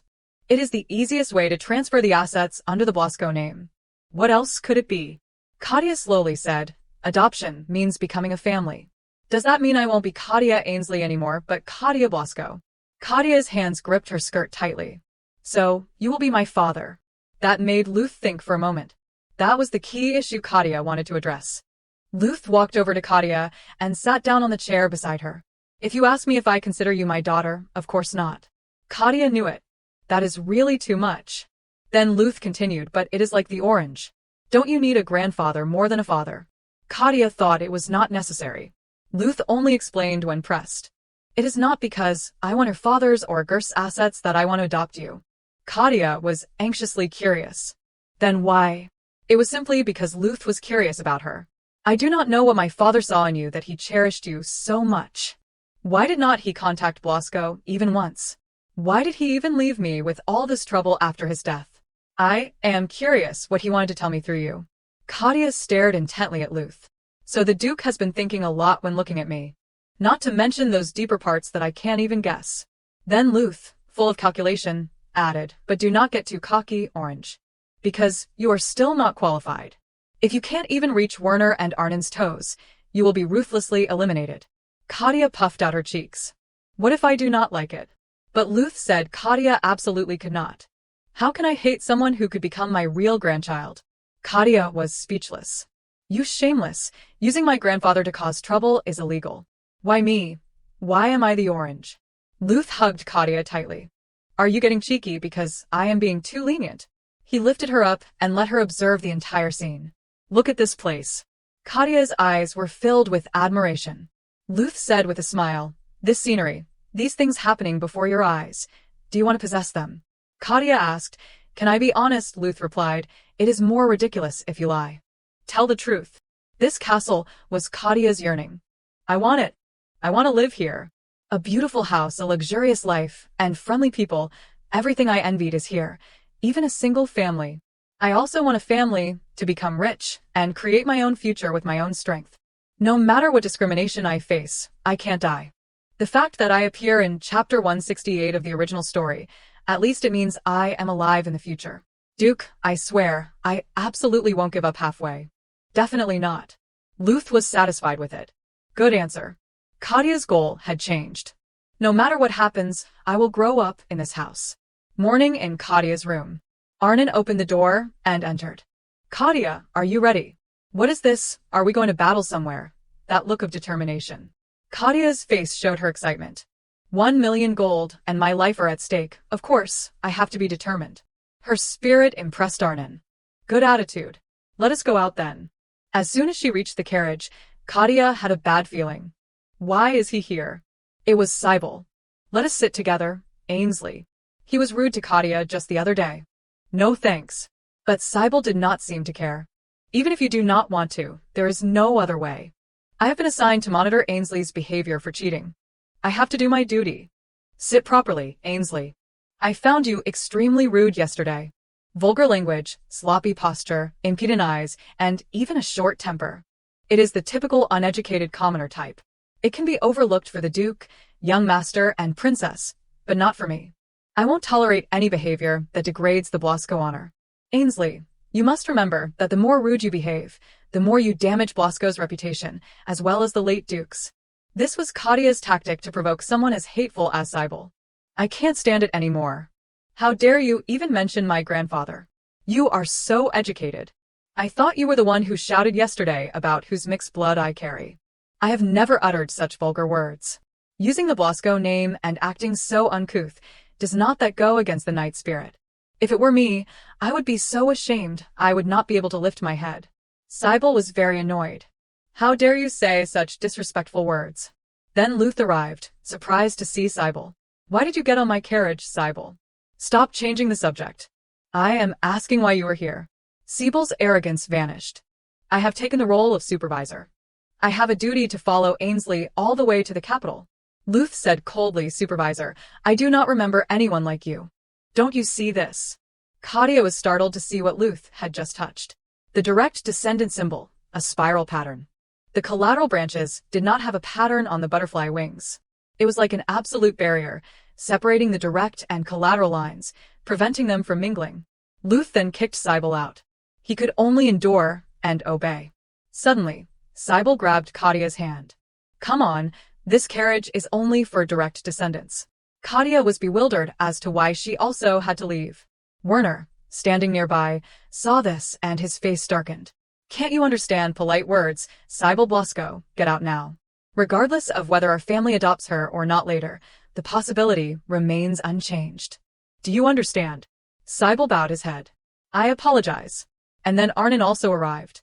Who is this? That question embarrassed Cybele. She does not know me. Greetings, princess. I will be behind the carriage. Arnon dismissively ignored him. Fine, move out of the way. Kathia's eyes nearly popped out. So cool. So this is the power of a direct descendant. Oh my, such flirting, so refreshing in the morning. The carriage carrying everyone passed through the magic circle. Kathia was surprised by this sight. Is this teleportation? I can't believe it can move such a large carriage. It usually takes 15 days from Blasco. This fantasy civilization is superior to modern science. Luth glanced outside. We have arrived at the gate. From here on, it is the capital, Palame. The scenery was incredibly magical and luxurious. Everything caught Kathia's attention. The origin of magic, Palame is the center of the Astroka Empire. Also a land of expensiveness, so sparkly and glamorous. Luth said, go straight to the central bank. The first test is to open Hergen's vault at the Astroka Central Bank. The central bank vault was a restricted area heavily guarded. If the owner died, the vault would automatically lock. Since the unlocking method depends on the owner's settings, no one can know except the person involved. Usually it is riddles, but there are also cases where you have to crack the lock, like using special magic or setting traps to prevent thieves. Kathia has to go there first to find out. Arnon asked her again, "Are you really confident?" Kathia was not worried at all. "Trust me, princess. Though I might be a little overconfident, but when he was alive, my grandfather gave me some hints. There must be some numbers written somewhere. First, I have to bring everything he left behind. The blunt key, the broken music box, the pocket watch. Anyway, I will try everything. If there are no numbers, I will just open the rocket pendant and go inside. Time stops in there, so if I find the original and think about it, I will figure out a way." Luth turned to look at her. "Come on, let us go inside." Kathia's first test began. Inside, there were dolls doing their work. Magic dolls made of sand, set with automatic instructions and capable of using attack magic. There are really no humans. Kathia was surprised that all the work in this large bank was handled by sand dolls. It is truly miraculous. Dowell greeted the guests. "How may I help you?" Luth presented a large envelope. "We are here to unlock the vault under the name of Her Gen Fernanda Blasco." Dowell opened and read the fully documented papers. "I will scan Kathia. Confirmation complete. Everyone here, please leave any weapons you have before entering." Arnon was not pleased at all. Such a hassle. Werner and Arnon laid down a lot of weapons. Kathia looked on in fear. What was all that? Could they always equip themselves like this? Who would dare mess with Blasco now? But then again, the relationship between the royal family and Blasco was very bad, and the capital was the royal family's territory. They had to be more careful than usual. "Doll will show you the way. Please follow me, everyone. We have arrived." Everyone had a serious expression except for Kathia. It looked like she was scared. "What is that, a monster?" Luth explained that it was Gerst, the demon that Blasco's ancestors risked their lives to seal inside the magic sword. That was its original form. "Good luck, Orange. Since your test is to face it, try your best. Don't get hurt." Both Arnon and Werner spoke over each other. "It is a shame you have to deal with that demon alone. We would like to help, but we have been stripped of our weapons." "Sorry, kid." Kathia was already scared. "No way, I will be swallowed whole, bones and all. I give up, I will die, absolutely not." Luth placed a hand on her head. "It is stone, just stone. Look closely. It is not moving." Kathia looked again. Stone. Were they kidding her? Werner teased her, scared of a few rocks. Speechless, Kathia gave him a look. "Honestly, they are even tricking me at a time like this." Then Arnon stepped closer. "The real test is finding a way to unlock this door. There's something here. Gears engraved with numbers. It is like a lock. Looks like Kathia has to figure out the password. There is writing under the gears. Where my fragrance lingers, where my soul resides, where my youth burned brightly, my friends, my love, my songs, we will return to the long journey when we turn back to the starting point." What does that mean?" Arnon explained, "This is a holy verse commemorating the spirits of Blasco, though it has been slightly altered. It was originally a song, sung to commemorate the heads of the family." Arnon sang the words engraved on the gears. Kathia watched intently. "This is Blasco's memorial verse. It is clearly this song." Arnon then asked Doll, "Whoever opens this treasury will be the owner, right?" Doll cheerfully replied, "Anyone who opens it has the right to enter and modify the treasury lock." Siebel's mood suddenly changed upon hearing this. Arnon and Werner also reacted differently. Kathia noticed the change in everyone's eyes. Arnon shouted, "Blasco's Holy Hymns, Volume 1, page 34, lines 11 to 16. The gears began to move. A pink light appeared in the crack of the door. The light began to fade. Arnon was filled with disappointment. "Wrong." Arnon's eyes widened. What was that sound? The stone statue's posture had changed. Werner said, "Look at the magic at its feet. That is a powerful attack from 6 circles or more. I think if you get it wrong more than the specified number of times, the magic circle will complete and unleash an attack." Arnon pouted. "Well, it is just a stone statue." Werner scolded her. "We are empty-handed. How can you be so naive? You are such an idiot." Unable to hold back, Arnon retorted, "Shut up, I only tried once." "Do you think you have figured it out, mister? Smarty pants." Werner rubbed his head and said randomly, "Since it has 7 digits, it is probably a date." Siebel panicked upon hearing this. He ran to the gate despite Werner's yelling.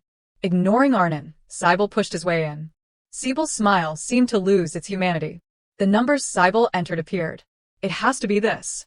But instead of opening, the door shattered. Sybil did not understand what was happening.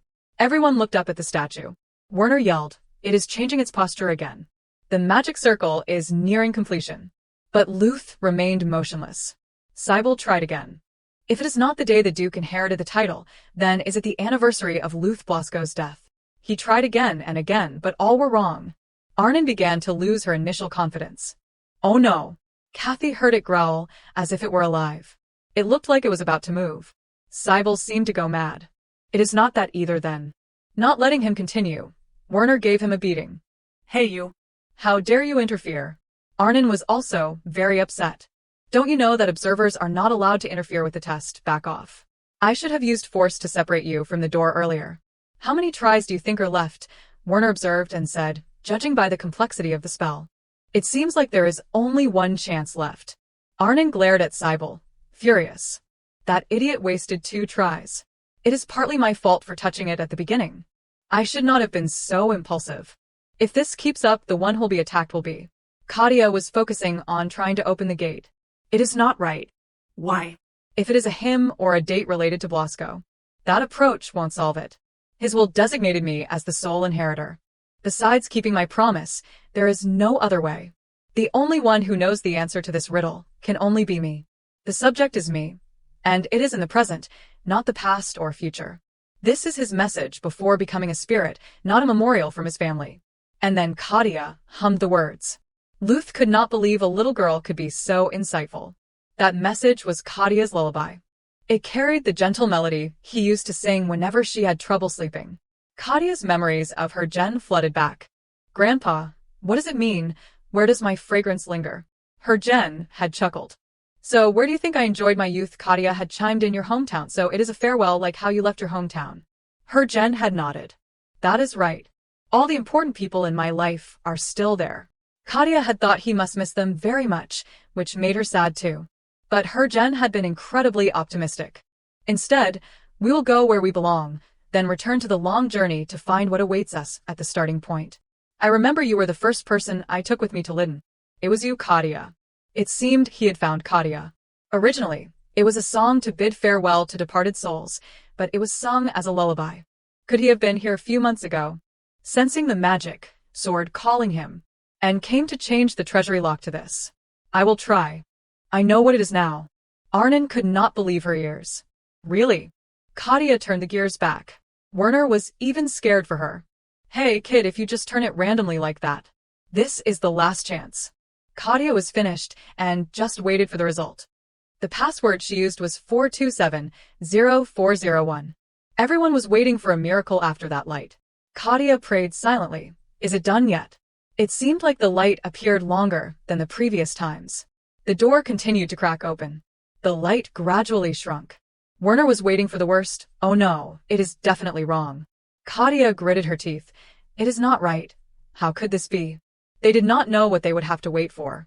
Would Kathia really succeed? The door suddenly opened. There was light emitting from there. Arnon Blasco and Kathia Ainsley asked in alarm. "What? It worked?" Everyone standing there saw the door opening. The door finally opened. It turned out there really was an entrance inside. "It must be here. The key he gave me is inside a book." So Kathia Ainsley took the key and opened the door. But inside it was pitch black. Arnon Blasco asked in panic, "What? Can't see anything at all." Kathia Ainsley seemed hesitant about something, but it seemed like she did not dare to step inside. Arnon Blasco, seeing his sister's silhouette going inside, called out, "Wait, we do not know what is in there yet. Although I can't see anything in front of me, I am sure it will be fine," Kathia Ainsley thought to herself. "Because I have a feeling he is right in front of me." Kathia Ainsley suddenly saw something. "Is this the treasury? A scene overflowing with coins. What am I looking at? This place is the entire process. All those things covering the whole wall, is that gold? Even the jewelry and artifacts are so sparkly." At Kathia Ainsley's feet was a very large diamond. She tremblingly picked it up with her hand. "Really, all of this?" Kathia Ainsley still could not believe her eyes. "Is it all my money?" Kathia Ainsley's expression was full of astonishment. There were a lot of gold coins. "Amazing!" Kathia Ainsley was rejoicing in the sea of money. "It is really something everyone likes. Even the whole country can't compare.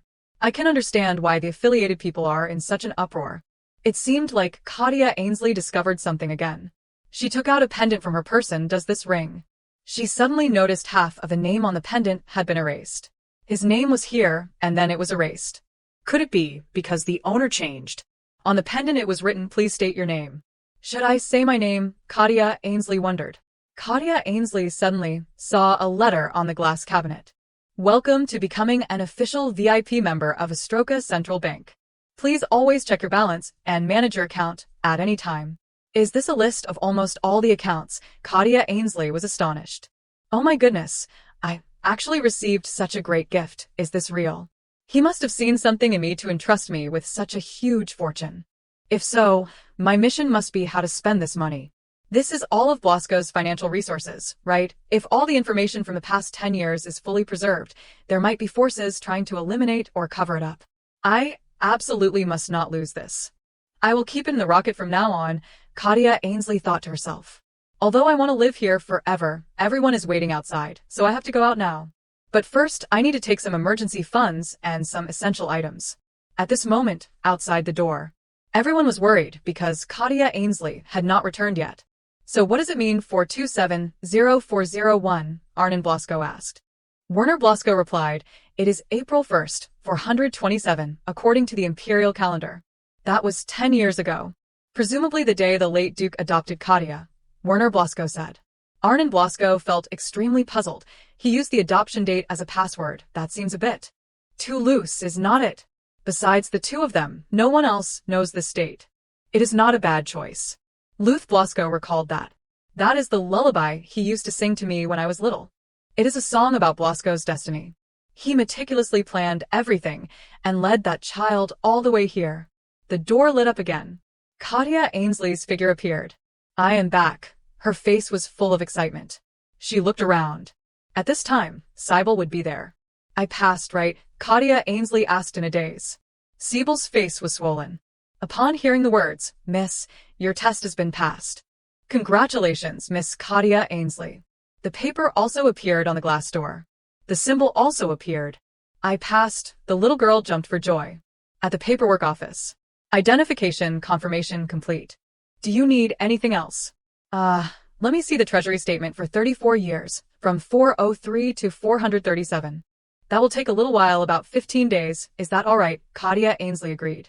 I have to check if any rats have been embezzling over the years. Kathia Ainsley was finally able to sit down on the cushion. Now my pocket is invincible. It is so reassuring. At the family's house at this time, a large wooden statue was displayed in front of the house. This is also a Gerst stone statue. It is so annoying because it looks like this that it is rumored to be a villain.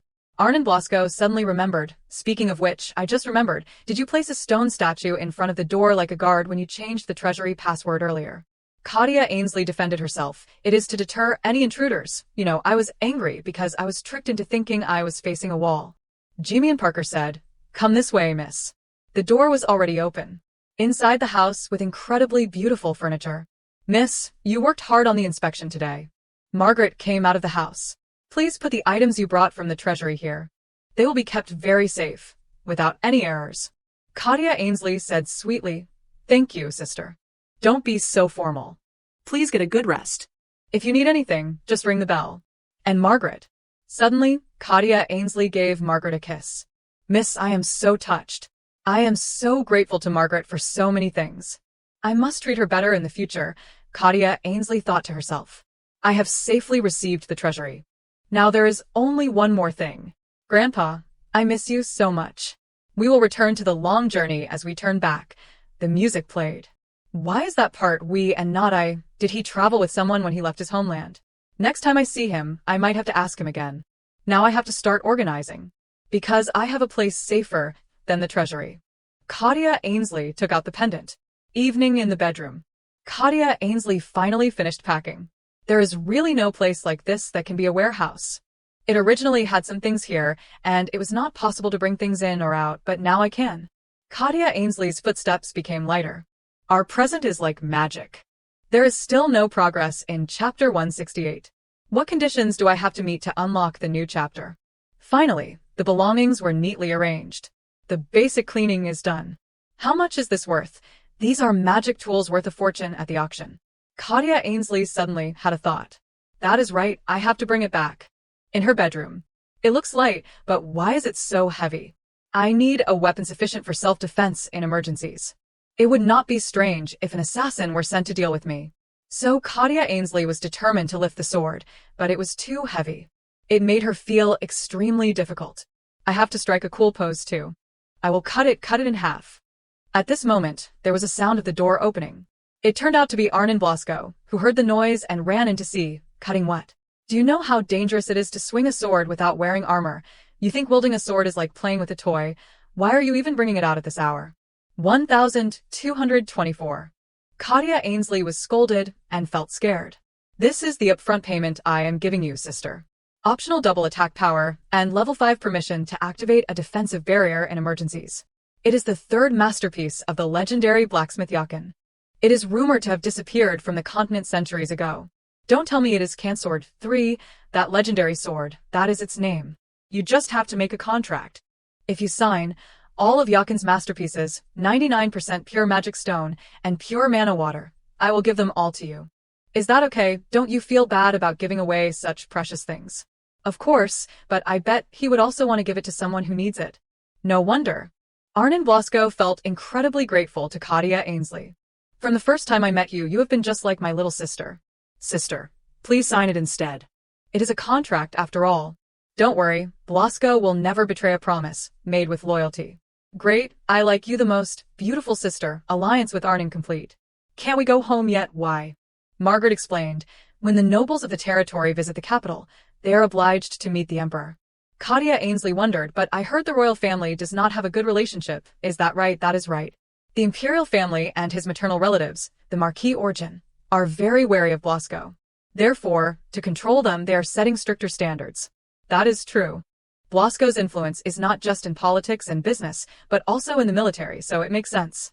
But miss, Blasco has always been absolutely loyal to the royal family, even sacrificing themselves to keep their oath to the first emperor to become the protector of the magic sword. On one hand, they maintain loyalty, but the Marquis and the royal family cause trouble based on Blasco's stance. It must be very unfair. Actually, right after Lord Lute's unreasonable death, the relationship with the royal family fell apart. Suddenly realizing she had revealed too much, Margaret told herself not to say any more.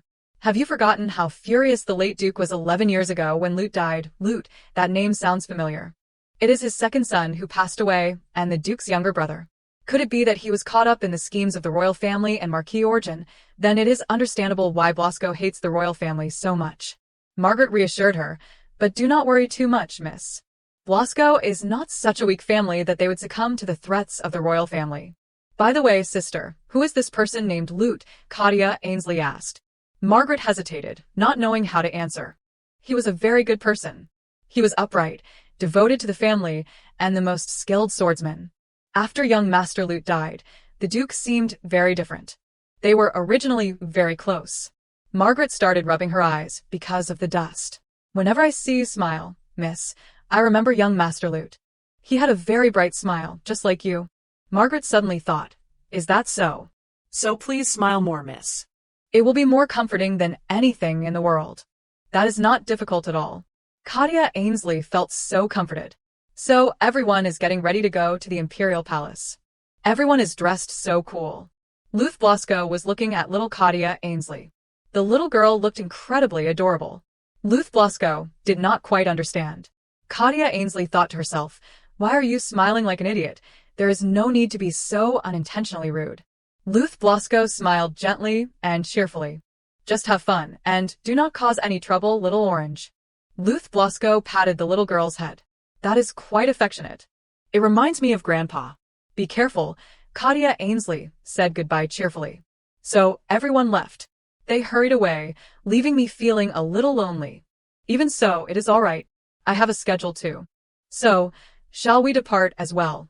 Let us tour the capital. Before that, let me introduce you to a few people. This is Rosa. She is not only a maid, but also very talented. If more people are better, how would you feel if Rosa accompanied you? At the dazzling capital city of Pelham, a beautiful capital. I love it, there are so many interesting things, but there is only one thing that bothers me. How long are you planning to keep tailing me? I do not know how many times I have said this, but I am Miss Ainsley's supervisor. Even if you do not like it, there is nothing you can do about it, right? Ainsley has no receptive abilities at all. They are talking so loudly, I must have earwax clogging my ears, so I can't hear anything. Kathia Ainsley pretended not to hear. It is so annoying. If I let that clingy guy follow me, something bad will definitely happen. That girl with orange hair, that is the Blasco heir, people were gossiping. Are those people talking about me? The scale of that fortune. What, my affairs should be confidential. How did the rumors spread throughout the capital like this? I can feel everyone's gaze. Rosa also felt it. Could it be that someone is targeting Miss? Miss, perhaps we should get out of here. Is it an assassin? I should probably check. Miss, stay here for a moment. I will go check the surroundings and be right back. Rosa, remember to protect Miss carefully. Kathia Ainsley felt very worried. I have a bad feeling about this. It was true. Someone behind her was trying to assassinate her. He was trying to harm the young Miss. Please step back, Miss. Rosa protected her with all her might. Be careful, sister.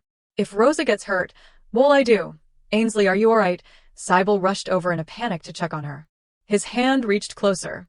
Kathia Ainsley's mouth was covered. Sybil could not stop him in time. In a dark and gloomy place. Kathia Ainsley was captured and locked up there. When Kathia Ainsley woke up, she was scared because she did not know where she was. Where is this? It is so dark. Where did they take me? How can they treat a 10-year-old child so cruelly? Whoever it is, they will get their just desserts. Kathia Ainsley tried to calm down and think carefully to find a way out. Blasco had kept his existence a complete secret. It would not be good if his political rivals knew that the family fortune was dependent on this young heir. However, rumors about her had already spread everywhere, which meant someone inside had been gossiping. After struggling for a while, Kathia Ainsley finally managed to sit up. Fortunately, she still had Rocket, but her purse was gone, along with the treasury key. They took the old key but left Rocket behind. Except for Blasco's direct descendants, only one person knew how to use that key. At this moment, Kathia Ainsley suddenly thought of Sybil and his son. It was him, Sybil, just as she predicted. A very strong feeling. Chun and Sybil, that villainous father-son duo. It was difficult to approach the direct descendants when they were together, so they secretly seized the opportunity. They must have planned to hire criminals to kidnap her and pretend they knew nothing about it. Oh my God, that evil man, just you wait. Luckily, she had left the ticket in the subspace. If it had been stolen, everything would have been almost over. Kathia Ainsley muttered the opening spell, open, open, open sesame. Rocket remained motionless. Then suddenly, there was a bright flash of light. Kathia Ainsley rejoiced because she had finally opened it. She hurried to find her dagger. Luckily, she found it right away. There it was. Kathia Ainsley used the dagger to cut the rope that bound her hands. Finally, the rope snapped. Kathia Ainsley jumped up and down with joy. Now she was alive again. Let me catch whoever did this. I will tear their mouth apart. I can only stay in this space for exactly 6 hours, and once I am thrown out, I can't return for a day. While I was unconscious, I do not know how much time has passed. I do not know how to make Sybil tell Margaret. I can't just sit here and wait for someone to rescue me. Before the carriage stops, I have to save myself. The next morning, at Luth Blasco's mansion. Luth Blasco was walking when someone called his name. He turned around to see who dared to casually call the Duke's name. It turned out to be Marquis Organ, that venomous old man. He pointed at Luth Blasco, this face. It has been a long time since I have seen it. It has been several years since you visited the capital, has not it? Luth Blasco thought, if it were not for the Emperor's favoritism, even a Marquis would not dare raise his head before a Blasco. 2 years ago, Luth Blasco's death. It was a sudden accident without evidence or witnesses. However, almost everyone knew it was the result of collusion between the royal family and Marquis Organ. And yet, he is still so shameless. Luth Blasco ordered Werner and Arnon. Go to the carriage first. If you do not see me after half an hour, return to the mansion. Anyway, I might have to chat with Marquis Organ for a while before I can leave. Werner and Arnon did not understand what their father wanted to do. Then Werner and Arnon turned away. We understand, father. Luth Blasco said to Organ, it has been 2 years, has not it, Marquis? Yes, are you well? Your 2 children are still as energetic and hot-headed as ever. Growing up in a family of swordsmen like that is not enough to become a politician. Luth Blasco chuckled. Children should act like children. Is it really necessary for them to get acquainted with this damned cesspool? Origin continued, of the two of them, won't the next head of the family join the nobility one day? Do you need me to teach you to be a little more far-sighted, Luth? Luth, Blasco replied, let them figure it out for themselves. Interfering will only lead to the same result as before. By the way, Marquis, you are speaking too casually. You should be aware of your position, should not you? Hearing Luth Blasco say that, he was startled. How dare he casually address the Duke by his name? If you were not an elder, I would not even need to show you any respect, Marquis. Origin stammered, I was being thoughtless. I thought I would be happy to greet you since it has been a while. It has been a while. Let me see, I have always been hearing news about Origin. Don't you often send people from over there to Artem? Even so, please avoid coming at midnight or dawn. Also, are you sending children to lower our guard? I won't let them off just because they are kids. After saying that, Luth Blasco turned around and left. All right, I am leaving. Origin spoke up, speaking of children, I recently heard a rather interesting rumor. I heard the Duke had a late-born child. That rumor is spreading all over the capital. Your father left his entire inheritance to a child who is not even blood-related. Wouldn't it be better to be careful?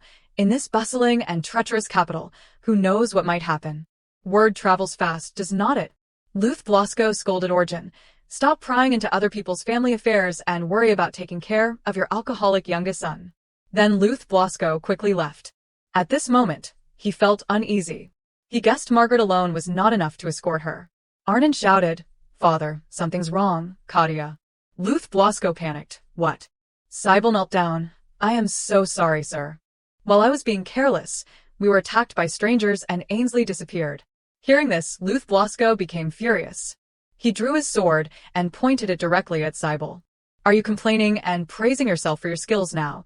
Go find her immediately. Such a terrifying aura. Search the entire capital and bring her before me. Don't let a single hair on her head be harmed.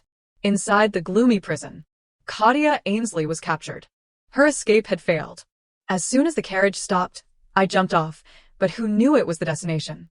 Why bring all this back here? It is too suspicious to sell. This is the leader's order. Don't send it to the arena, but auction it off separately. Kathia Ainsley's eyes widened when she heard the words, arena, auction. Throw it in that cell over there. The man opened the door and threw Kathia Ainsley straight in. Don't scream, just sit still and wait. Kathia Ainsley slightly opened her eyes. Although the arena was legal in Astroka, it seemed like it was also a place for illegal business, including human trafficking. In the original story, Niella was also pushed into an illegal arena. It is similar to the plot. So, am I being punished for taking her place as a girl? Punishment, I will become Kathia Blasco. Kathia Ainsley looked around and saw that most of the cells were empty. It was quite noisy outside. The match was probably still going on. I brought my dagger from the subspace. Once the guard leaves, I will sneak out right away. Suddenly, Kathia Ainsley was startled by a shout. Walk properly. What? That boy was caught too. He would not even listen today. It is time to slowly reveal our true colors, is not it? Not dead yet, even if he dies. It is not like he won't come back to life. He will probably wake up tomorrow. The two men pushed the boy straight into the cell. He is stubborn, not an easy one. If we torment him for about 15 days, won't he eventually turn into a divine beast? Everyone's getting impatient. It is a waste of effort today. Damn it, it is useless now. It is better to auction him off tomorrow. He is a mixed blood beast and he looks quite good. He will probably fetch 500 gold coins. A mixed blood beast. No matter what, he has regenerative abilities and silver hair. Kathia Ainsley pondered. That boy, could it be? When the two men left, Kathia Ainsley looked through the bars. She softly said, Hey there, are you alright? The boy's hand reacted. Kathia Ainsley took out her dagger, sawed through the bars, and ran over to the boy. Hey, are you awake yet? Does it hurt a lot, mister? Looking at the boy, Kathia Ainsley found him very familiar. She gently pushed his head up with her hand to get a better look at his face. There was no mistake. This boy was the male lead in our present, the magical, divine beast Akel, the master of the holy sword. The boy woke up and asked Kathia Ainsley, who are you? But he only received the innocent reply so small from Kathia Ainsley, which left him completely bewildered. Akel, a hybrid between a human and the ice divine beast tribe Iklas, was destined to become the master of the holy sword from birth. A cold-blooded, handsome swordsman with a strong and tall physique, he was once the heartthrob of many readers in Jiwoo Ma, and also my favorite character, who kept me awake every night. I never thought I would see a small and cute childhood appearance right in front of me like this. It is too adorable, I almost want to cry. Seeing Kathia Ainsley silent, Akel said, I asked who you are, carrot head, but Kathia Ainsley still did not listen and just sat there daydreaming, her voice childish too. His body is already recovering, even the bloodstains are disappearing. He really is a Munchkin character. If I do well, maybe I can ask him to help me get out of here. Kathia Ainsley looked at Akel. You must be in a lot of pain. Are you feeling any better now? Akel stared at Kathia Ainsley for a moment, then replied with a single word, yeah. Seeing that he seemed to have opened up a little, Kathia Ainsley continued to ask, how long have you been here? Were you brought here by chance? Weren't you still in the order? Akel replied, how do you know I am a member of the order? Kathia Ainsley quickly covered her mouth. Oops, I slipped up. Well, your whole body is telling me. Isn't that regenerative ability exclusive to the White Order? Under the influence of the holy sword created by the goddess of healing and rebirth. Seeing this level of instant recovery means he is an important person. Akel must have been raised as the master of the holy sword and the protector of the order since he was young. Thinking about this, Kathia Ainsley realized, wait a minute, if someone as important as Akel was kidnapped and brought here, would not the White Order be in chaos right now? Was I wrong? Looks like I need to get out of here quickly to avoid getting caught. In the dimly lit dungeon, Akel decided to gather information from a fellow prisoner. Are you one of the people who work here? Or, do you belong to the Beck Order? I have never seen anyone like you among the Order's teachers and soldiers. Kathia replied hastily, I have nothing to do with the Order. I was just kidnapped and dragged here. What about you? Why are you here? Mid-conversation, the sound of footsteps caused the two to separate. Kathia hurriedly ran towards the door, then quickly locked the bolt. Although it was only temporary, it seemed the guard had not noticed. Kathia silently prayed that this would work.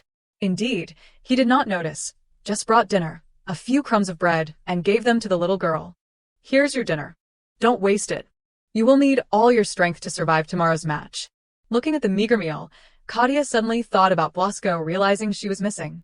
They must be looking for me, right? Even so, they won't be able to get here today. So I have to hold on until I am rescued. Kathia saw another girl, older than herself, and felt a glimmer of hope. Hey, miss. The red-haired girl noticed. Kathia immediately made an excuse. My ankle hurts so much, and I am thirsty too. What do you want? There is nothing like medicine here. Knowing the girl had a bit of sympathy, Kathia immediately put on a sweet voice to entice her. Then can you bring me a handkerchief, water, or something? If something happens to me, the value of the product will decrease. The red-haired girl, fearing that her own life would be in danger if the product was damaged, felt a bit reluctant. Coupled with Katya's extremely pitiful expression, she took out the key and opened the cell door. Let me see. What is wrong with your ankle? As soon as she grabbed the lock, she saw the crack Kathia had made earlier. Realizing she had been tricked by the little girl, she was furious and resentful. Unfortunately, it was too late. Kathia had grabbed the girl's skirt. Miss, take this. Thinking a fierce battle would break out, unexpectedly, Kathia just gave the girl a gold coin. The sparkle quickly attracted the red-haired girl. Is this real gold? Kathia said she had a lot of money, and if she got help from Red, she could pay her several times more. Needless to say, that was enough for Red to live on for a year without worry. Kathia continued, and do you know who my father is? If he knows I have been kidnapped, he won't let it go. What is your last name, kid? Blasco, Kathia replied.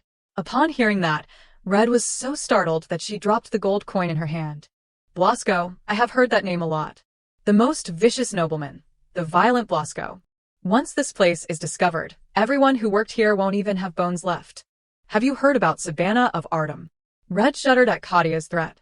Inside the cell, only her screams could be heard. Consider the first step done. Kathia silently thanked the notoriety Blasco had built, which partly helped her achieve her plan.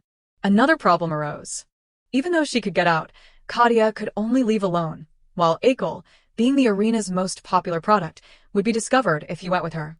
Earlier, Red had instructed that tomorrow night, right before the arena opened to guests, the cells would be mostly empty. While she kept the door open, Kathia could sneak out.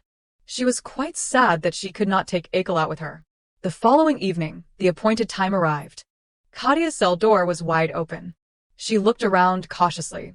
Then, taking advantage of the moment when no one was around, she left the dungeon alone. Glancing at the cell next door, Akel was still sitting in his original position, showing no signs of wanting to escape. Kathia guessed that it might be due to the magic-suppressing collar attached To him. She was not sure if that was the case, but Akel looked very relaxed, as if he had no intention of leaving. Kathia called out to Akel, "Hey there, you look really healthy. Why do not you escape? Why do you stay here all the time?"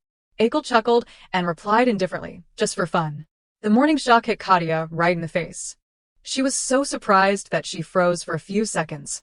Akel proudly said, "This is the first time I have experienced the real world outside the temple. It is very interesting, so that is why I am here." Is that so? I really should not have gotten involved with you." "Well, stay strong. It was nice meeting you." Akel frowned. "Where are you going?" "I do not like this place, so I am going out." Take me with you. "You said it was fun here. Now I am bored, so maybe it is time for me to go out." This 180-degree turn in attitude was a first for Kathia. She wondered how her cellmate could be so thick-skinned. Akel thought this place was more wicked than he imagined, seemingly no different from the Order. No different. Isn't the White Order a place of justice and integrity? Kathia was a bit curious, but did not dare ask, only harboring the question in her heart. She went to Akel's cell. "So, you can get out on your own with your power, right?" "No, I can't. If I unleash my power, the temple will detect the signal, locate me, and drag me back." Kathia was horrified by the temple's barbaric methods. She did not think such a solemn organization would treat a child like an animal. Through this, Kathia learned that Akel was being pursued by the Order, and even if he left here, he would not have anywhere to go. Akel gripped the bars tightly. "Get me out of here, human." When asked where he would go if rescued, Akel parted his lips. I will follow you." Kathia thought she had misheard, so she asked again to be sure. Unexpectedly, she saw Akel's extremely determined eyes. This time he really wanted to leave with her. Kathia wondered why Akel would follow her. After all, a dangerous person like Akel would bring a lot of trouble. If she took him along, Kathia certainly would not escape successfully. Therefore, she made the excuse that she had to leave and pretended not to hear anything he had said before. However, Akel grabbed the hem of Kathia's clothes. "You said you were a noble, right? And rich too. Don't tell me you lied to that human named Catherine." No, that is. Akel became serious, his eyes showing disappointment. "Liar. I told you I did not lie." Unexpectedly, he called out to Catherine just to get her attention. Fearing exposure, Kathia covered his mouth. Having achieved his goal, Akel laughed heartily. He told Kathia to buy him with her wealth. Kathia refused because she did not want to get involved with the Order. She thought to herself, "This really is not my problem, is it? Blasco protects the magic sword and is enemies with the White Order that protects the Holy Sword. So if the master of the Holy Sword hides at Blasco's, something terrible will definitely happen. I only have a little time left. I can't take this boy back to Blasco." Kathia blurted out a refusal to Akel's request. But he seemed determined to have Kathia rescue him from this place. With incredibly sweet words, Kathia was dumbfounded, not expecting them to come from such a valiant warrior. "Just 2 words, sister." Kathia's mind began to spin. What the hell is he talking about? Akel said he heard Kathia call Catherine sister, so he imitated it. He seemed quite pleased with himself. "If I call you that, I will get what I want, right?" Kathia did not know what to say to this awkward situation. She just waved her hands in refusal. "Stop saying weird things. I told you I can't help." Then she ran alone from the dungeon corridor. Suddenly, she heard the cry of a strange creature. Kathia warily turned her eyes. A cat's meow. With only a few minutes left, she needed to leave quickly. But then, out of curiosity, she returned. In front of another cell, Kathia saw a beautiful face. It turned out to be a snow leopard locked up there. Kathia recalled that the true form of the divine beast Akel was also a giant snow leopard. Although this snow leopard was not fully grown yet, it was indeed still too small. It continuously displayed various cute poses, from licking its fur to sprawling on the floor. Kathia could not help but scream in the middle of the dungeon. Even so, Kathia knew that Akel was deliberately tempting her. Until the snow leopard spoke, "Not buying, really?" Kathia immediately clasped the leopard's paw. Buy. "I will definitely buy you." Akel looked satisfied. Through the gap in the cage, she continuously petted her new pet. "So soft, extremely adorable, this is illegal. How can I resist? Right? Leaving a baby animal in a dangerous place like this is like being an accomplice. I will figure out the rest later. First, I have to get him out of here.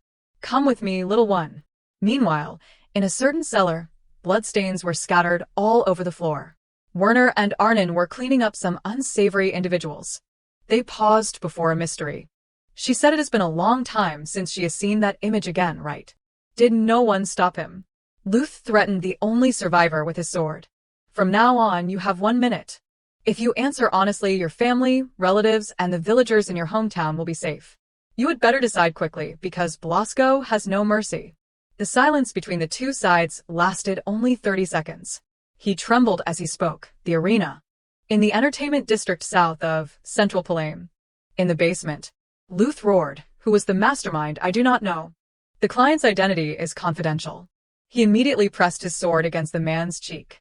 Seeing his own blood flow more and more, the man became even more frightened. It is true, even though they looked like nobles, they hid their identities, so we only received a large deposit. Luth seemed unconvinced. He thought this trick was too dirty to be considered a royal scheme, and they were trying to prevent him from finding the person behind it. It had to be the collateral branch. He gritted his teeth even harder. They dared to kidnap my adopted daughter and sell her to a fighting arena. Luth ordered the whole team to search the entire south of Palame. This is the only clue the Grand Duke left, and the child is protected by Blasco. Even if we mobilize all the manpower of the capital, we must find her. Luth would also head south to the central district. He assigned Arnon's group the task of investigating all the surrounding arenas before arriving there. I will definitely find her. The fighting arena was as bustling as ever. The announcer began to praise a unique magical species with a 14-match winning streak. Tonight, its opponent is a savage from the dangerous wilderness of the south. Kathia, backstage, was intimidated by the loud noise. It turned out she was preparing for action with Catherine. After Catherine disguised herself as Kathia instructed, the little girl asked, "Can I and that boy escape together? I can't escape alone, so I was planning to take him with me." How? Kathia said she would participate in the match. Then she took out another gold coin and gave it to Catherine. Pay the participation fee with this. Keep the change. Don't worry, you won't lose anything. Catherine took the gold coin from her, muttering to herself about whether Kathia was really a child. Having received the money, Catherine and Kathia stepped aside as she explained the rules. As soon as the match begins, the auction will also start. The moment the winner is determined, whoever bids the highest price will win the auction. The winner, after paying at the office outside the arena, will receive the key to unlock the slave's restraints. Kathia wondered if it was possible to break the restraining collar. Unfortunately, Catherine shook her head. If you use any other method to touch the collar, the poison will spread. Even a slight touch is enough to kill. In the end, there was only one way to win Heiress. Catherine handed Kathia a magic device that could record the amount of money. When a nickname was used instead of a real name and the amount was written below, it would automatically appear. Can I change the amount? Is there no limit to how high I can bid? No. You can't remove it either. The highest bid will be updated in real time in the arena. Catherine pointed towards the gate. The office is down those stairs, in the 5th corner. If you take the emergency exit at the end of that hallway, you can get to the back. Be careful, little one. For the first time, Kathia felt warmth towards a stranger like this. She thanked Catherine profusely. But Catherine scurried away after finishing her business. The arena doors suddenly swung open. A flood of spectators poured into the arena. Thank you, esteemed guests, for coming here today.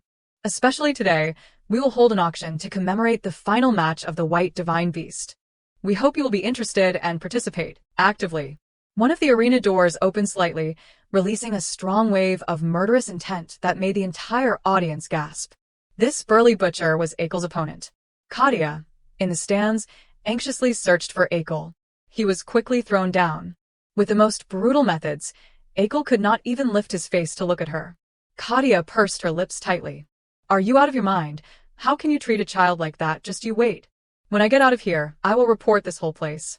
Finally, Heiress stood up. Then, he stepped into the arena.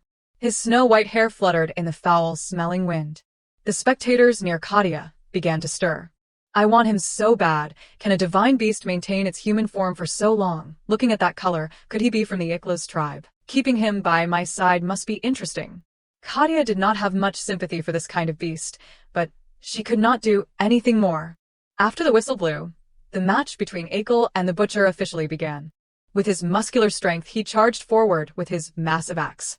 Kathia was worried that Heiress would be in danger and was extremely panicked. A few hours earlier, they had talked. Can you finish the match as quickly as possible? If I unleash my power, it will be easy. Then unleash it. Finish it without getting hurt, because I will buy you during that time. Akel sighed. The Order soldiers will cross through space-time as soon as they detect the signal. You can't deal with them. Can't I? A little disappointed, Kathia also understood Akel's feelings. Moreover, she knew the person in front of her could confront them as long as he was completely ready to turn his back on the Order. Choose now, Akel. 1. Wander aimlessly and be caught by the Order. 2. End it with them and follow me. And if you choose me, you will become my protector and guard from everything that wants to harm me. This was a very good deal. The butcher's roar awakened the hidden power within Akel. He charged towards him with murderous intent. The situation was so classic that Kathia did not dare open her eyes to watch.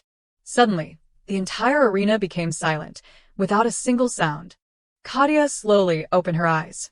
Not only was Akel unharmed, but he had stopped the butcher with just his finger. She went from worry to astonishment. Is that even possible? The butcher tried to put pressure on his dragon spear. But no miracle happened.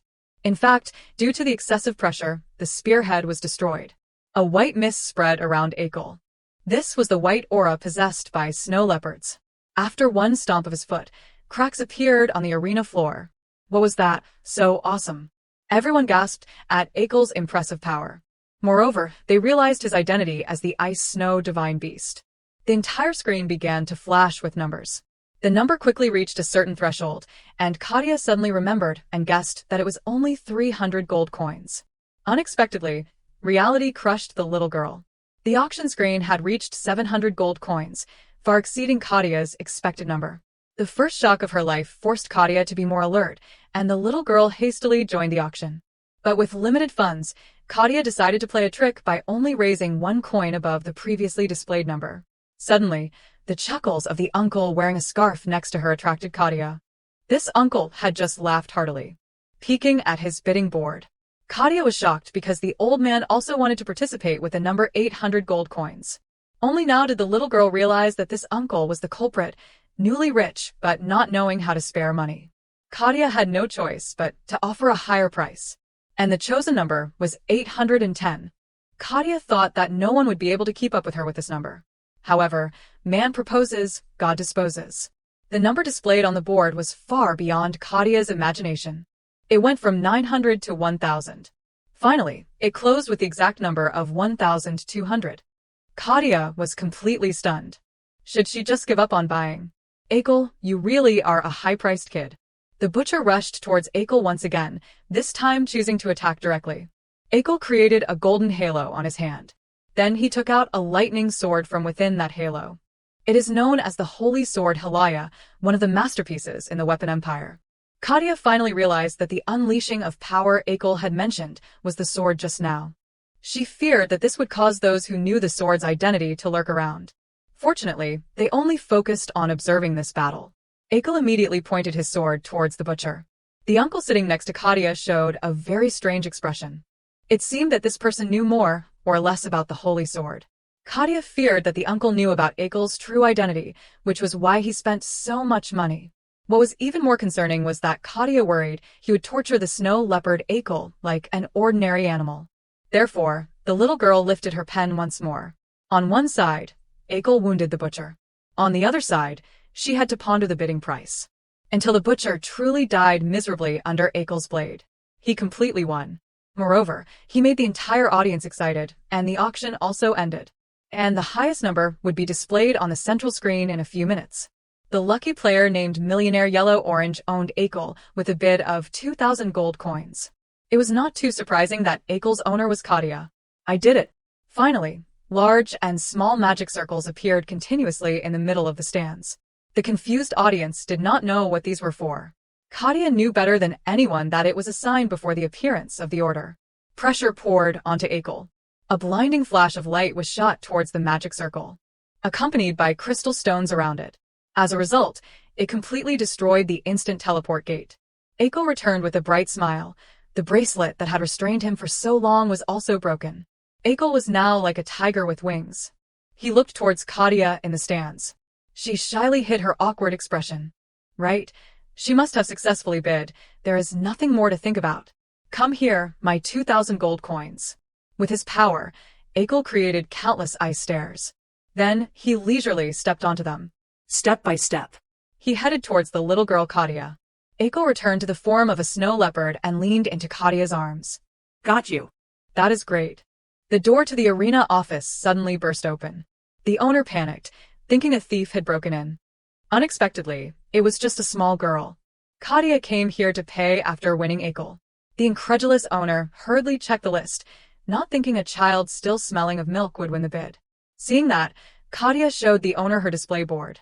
Then she urged, "Aren't you taking the money? Take it quickly and give me the key." After checking and finding it to be a perfect match, the owner handed the key to Kathia. The little girl snatched it. Then she and the snow leopard left the office, leaving the owner alone in his panic. Along the dark corridor, Kathia used all her strength to unlock the shackles on Akel's legs. "Take the shackles off. We have to get out of here quickly." Trouble arrived. The emergency exit was blocked, and moreover, many strangers appeared at the exit. Sensing danger, Kathia hid in a safe place. She faintly heard them desperately searching for her and Akel. What now? How do we get out? Which way do we go? After running for a while, Kathia gradually became tired. Looking at the dark space ahead, Kathia collapsed from exhaustion. It seemed like it was over. Finally, she fainted in the hallway. Scene change. The strange Uncle Kathia had met earlier now came to the administrative office. However, there was no one there. Not far away, he heard people talking to each other. "Don't lose track of them. They can't go far. Find them quickly." The uncle laughed again. "It seems that the little millionaire girl has run away." "What is the rumor, Blasco? I heard she is the heir to that family. A direct descendant inheriting the blood of the divine Beasticles, the king of the icy land, and Akel is the last hybrid after many decades, captured by the White Order. Taming that brat must be difficult. Anyway, I spent a fortune to bring him here, so I am sure she will know how to take good care of him. Orange-haired girl, we will meet soon." Back to Kathia, the little girl had woken up from her coma, but she had met someone. This person held Kathia tightly and questioned her, in the end. What happened all night, looking so disheveled? Who did this? It turned out this person was Luth. Luth had been looking for his adopted daughter all night, but his words just now were a bit harsh. Kathia pursed her lips, then burst into tears. Werner and Arnon had also found the little girl. "Are you alright, kid? Are you hurt anywhere?" Arnon hugged Kathia tightly, missing her. "I am fine." "Get away, Arnon. Restrain your aura, and come here." Everyone's aura was flaring up. Why was everyone so angry? Luth immediately questioned Kid from yesterday until now. "Do you remember what happened?" "I was kidnapped." So, he knew it all too well. Kathia realized that everyone came here because of her, including Jamian and the others. Luth just sighed. "I do not know what to do with a little cotton ball like you anymore." "Forget it." Luth gave the order. The key figures involved should be taken away secretly. The rest can be handed over to security for arrest. Daring to open an illegal arena right in the middle of the capital. They have got guts. The troops under his command immediately carried it out. Kathia spoke up. "I need to pay the reward I promised to a sister who helped us at the arena, allowing me to participate in the auction and escape." Luth was extremely curious about what this orange-haired girl had been doing all night. Suddenly, Akel's voice rang out. The situation quickly deteriorated. It turned out that because he was suffocating, Akel emerged from the little girl. As soon as he got out, he gasped for air as if he had never breathed before. Luth froze for 3 seconds. "What is this? Is it a divine beast?" "Yes, it is." "The Duke is indeed perceptive." "Did you participate in the auction because of it?" Luth pressed. "Yes, because I could not bear to leave this kid there." Luth just gritted his teeth. "Even if it is small, it is still a divine beast. Are you planning to use it as an ornament?" The little girl could only chuckle, not knowing how to respond. Finally, she said she wanted to raise Akel. Moreover, she promised to raise him quietly, as if he were heir, taking care of everything from feeding to bathing and walking. The female lead's halo influenced Luth. Finally, he allowed the little girl to do as she pleased. "What? I will give you the money, so you know what to do." "Are you kidding me? Why did you allow it so easily? And also yellow-orange." "Yes. From now on, when you want to go out, you must ask for my permission." Kathia immediately chased after him. "I am sorry, sir. I will never let you get caught up in things like this again. There is no need for that." From now on, there will be no such place for you to go. 2. Luth gently patted the little girl's head. After causing such a commotion for Blasco, have you eaten anything? Kathia was once again touched. What should I do, both the Duke and everyone else? It seems like they are truly worried about me. I have never expected such affection. My heart is overflowing. Next, Luth left. Well then, let us go home, little one. Yes. The next morning, Kathia woke up in her own palace. Her breakfast was as abundant as ever. This is too much. These are the Duke's orders. Please eat a lot, miss. Where are Margaret and Rosa? Come to think of it, she did not see Sibyl Blasco either. The maid said they had gone to the training camp as punishment for failing to protect the young lady. But do not worry too much, they will be back in about 10 days. Kathia ate while feeling apprehensive. She knew the underground training camp was just like a prison camp for punished prisoners. She heard that those who harmed Blasco were dragged away, without exception. Are they okay? After finishing breakfast, Kathia returned to her beloved bed. Hearing those horror stories, I thought the rice would get stuck in my nose. Hey, even if you are feeling stuffy, you have to stay in this form. Okay, if they find out you are the owner of Heiress, you won't be able to stay here. Ekel did not seem very convinced. He showed clear disdain, making Kathia furious. After just scolding him a few words, the snow leopard bit her finger. Hey, those 2,000 gold coins, am I talking to a wall? Are you pretending to be deaf? Surprisingly, the snow leopard climbed off the bed. Kathia wondered what he was planning to do. Suddenly, he transformed into human form in front of Kathia. I prefer being in human form. Not only that, Ekel even dared to glare at his benefactor. Ekel told Kathia, my body has not fully grown yet, so it is inconvenient in divine beast form. Kathia sighed. If so, she would just point to the door and send Ekel away. Whether he was caught by the order or dragged to the arena, he could take care of himself. The two confronted each other fiercely. Ekel criticized Kathia for being heartless, only having the appearance of a fairy. Kathia did not yield, retorting that he also looked like an angel, but his personality was no less strange. After arguing back and forth, they did not even bother looking at each other. Suddenly, Ekel spoke anyway. Ekel shyly thanked her for redeeming him, Ani. Kathia was speechless and corrected him, not Ani but Nuna. Since you are a boy, you should call your older sister Nuna. This made Ekel curious about Kathia's age. She replied, 10 years old. Ekel confidently boasted that he was already 51 years old. Kathia was shocked beyond words, not expecting Ekel to be so old, practically an old man. Kathia remembered that divine beasts change their appearance to adulthood from a young age. Their infancy is short, but their childhood is long, and their youth lasts for hundreds of thousands of years. If they lived that long, 51 years old was really young, right? Thinking that, Kathia told Ekel to just call her by name. She introduced herself as Kathia Ainsley. Ainsley was her surname. Ekel's expression suddenly froze, and he fell silent. Then Ekel murmured Kathia's name. Such a beautiful name. Ekel suddenly complimented. Now he cheerfully introduced himself. I am Ekel, as you probably already know. Kathia wondered if he really did. Then Ekel suddenly spoke up. Suddenly, Ekel stood up. He sinisterly asked Kathia, who do you want me to deal with? Kathia was bewildered, not knowing why Ekel asked such a question. Ekel explained, you set the condition that I have to protect you, right? Ekel asked, are you being threatened by someone? Tell me, it won't take long. Well, Sibyl, he is the one who has been watching me, and he is currently at the training camp, but... Kathia hesitated. Before Kathia could finish her sentence, Ekel darted out the window. Kathia hurriedly stopped him, telling Ekel to listen to her finish. She did not tell him to kill Sibyl right away. Having no choice, Ekel returned to listen to Kathia. She said, first of all, we have to keep an eye on him. Since he is suspicious of bribing someone to kidnap me, we can't be careless like that. Ekel understood that it was not just a few enemies. That is right. If we want to eliminate them all at once, we have to wait for the right opportunity, Kathia said. Ekel nodded in understanding. Seeing this obedient demeanor, Kathia thought to herself that Ekel was not difficult to persuade with words, but he had absolutely no idea what he was doing. Protecting something is not difficult because that is my mission, Ekel said, making Kathia curious. What mission was that? Ekel said he had been protecting the Order for 51 years, and the Order Master said it was his mission. Kathia asked back, do you even know what a mission is? It is the purpose of birth, the reason for living, and the meaning of death, according to Ekel. Kathia was surprised that a kid who could not even distinguish between Ani and Nuna would say such a thing. Suddenly, Kathia's sharp eyes noticed something unusual. There was a long scar on Ekel's neck. She did not remember any such scar being described in the original work. In Our Present is Like Magic, Blasco was always described as extremely evil, while Niella and the White Order, on the contrary, were absolutely good. However, both Blasco and the Order were far from their original image. The White Order domesticated Ekel and used him as a shield for over 50 years.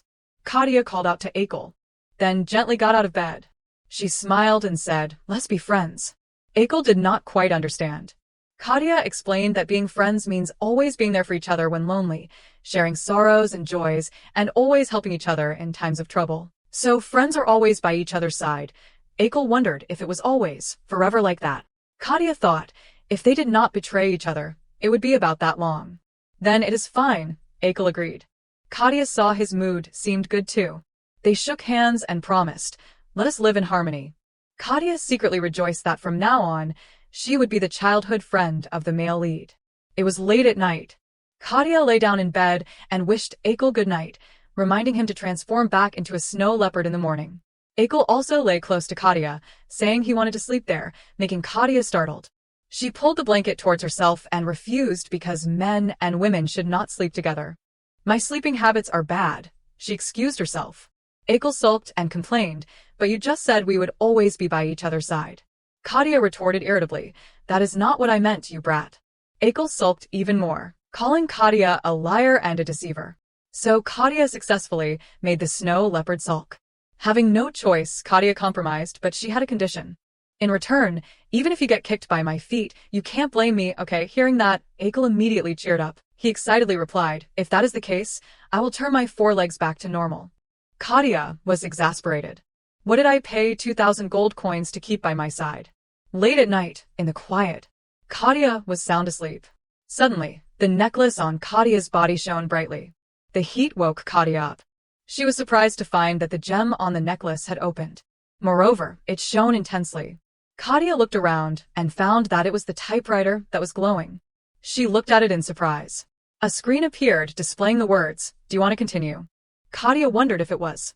The new chapter 169 of Our Present is Like Magic. When morning came, in the study, the three members of the Blasco family sat with somber expressions. Luth presented a report stating the origin of the rumors was from the Lidden territory, where the late Duke and Kathia had lived. It seemed the neighbors had seen Kathia get into the Blasco family carriage, and it was not an exaggeration to say the rumors had spread throughout the capital. Luth could not guarantee that a kidnapping like yesterday would not happen again.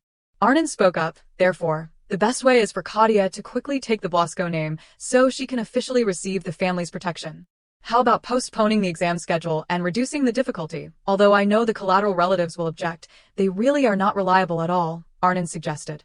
Luth agreed that it was quite suspicious, especially after what Kathia said yesterday. Kathia had told Luth, perhaps we should check if Sibyl has the key to the treasury. Someone stole it, because his actions at that time were very suspicious. Upon hearing this, Luth immediately ordered a search of Sibyl, who was confined to the training camp, but they could not find the treasury key.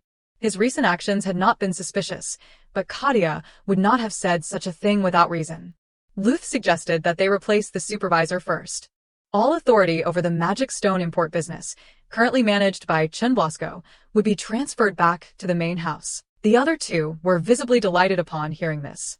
If Chen Blasco were to learn of this decision, he would gnash his teeth and implore Luth to reconsider. Luth felt utterly exhausted. Dealing with the royal family was not enough. Now he had to be wary of even the collateral branches. Suddenly, Luth noticed Werner had been silent all this time. "Why are you so quiet? Don't you have any opinions to add?" Luth asked Werner. Werner hesitantly replied, "I just do not want to seek personal gain until the exam is over. Shouldn't the test be fair? That way, rumors won't spread." Arnon retorted, "What good would it do if we get injured before the exam?" Werner calmly replied, "Of course, we have to establish preventive measures against them." Conversely, Werner wondered, since when did Arnon become so fond of that little Kathia? Clearly, Arnon's aim is your treasury, is not it? These words angered Arnon. Arnon quipped, "Are you jealous, Werner?" Werner also criticized him.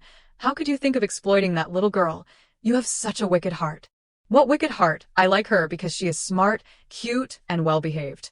"You would not understand because you have never had a long conversation with Kathia," Arnon retorted. Werner felt guilty because Thinking Kathia was a maid, he had inadvertently told her everything.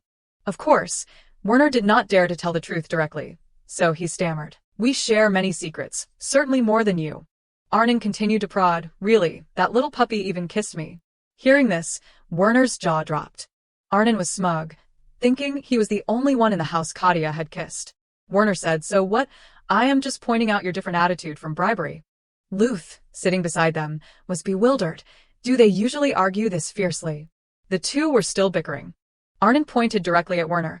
You are clearly jealous of Kathia because she is getting attention from our dear old man. Actually, you want to be recognized by father as the heir, do not you? Isn't that because of your inferiority complex? These words were like a cold knife cutting into Werner's heart. Werner trembled with anger as Arnon continued to provoke him. He bluntly said, then you must be very satisfied with being the second most talented. It is clear you always almost lose, but you insist on a rematch. Isn't it you who has an inferiority complex? Werner retorted. Unable to bear listening to his son's insane squabble, Luth angrily slammed his teacup on the table, ordering them to stop. Luth glared at both of them. Do you realize who you are shouting at? Seeing Luth's cold interrogation, both Werner and Arnon were frightened and bowed their heads, apologizing for their lack of decorum. Luth reminded them that the inheritance exam would proceed as scheduled. As the heirs of the late Duke, there could not be any cheating in the Blasco family's direct lineage verification procedures. His recent actions have not been suspicious, but Kathia would not have said such a thing without reason, Luth thought to himself. Luth turned and instructed that from now on, if Kathia went out, one of the three of them must accompany her. Neither of them objected. With that, Luth decided to end the conversation and rang the bell to summon Jimian. Luth asked, what is Orange doing now? The knight standing beside him hesitated before speaking. Sensing something amiss, Luth immediately went to find Kathia. Upon reaching Kathia's door, Luth heard sobbing. Inside the room, Kathia was hugging Snow Leopard, crying inconsolably. Luth angrily asked, why are you crying like this? The frightened maid replied, I do not know the reason either. Miss has not said anything. Unexpectedly, Kathia had not uttered a word and had been crying this whole time. Luth pondered. Suddenly, Luth called out, Orange. Luth pulled out a handkerchief from his chest pocket. So early in the morning and already in tears, Luth gently chided.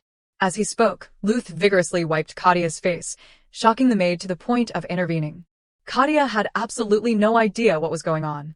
Luth ordered someone to prepare water for washing her face. Then he picked Kathia up himself.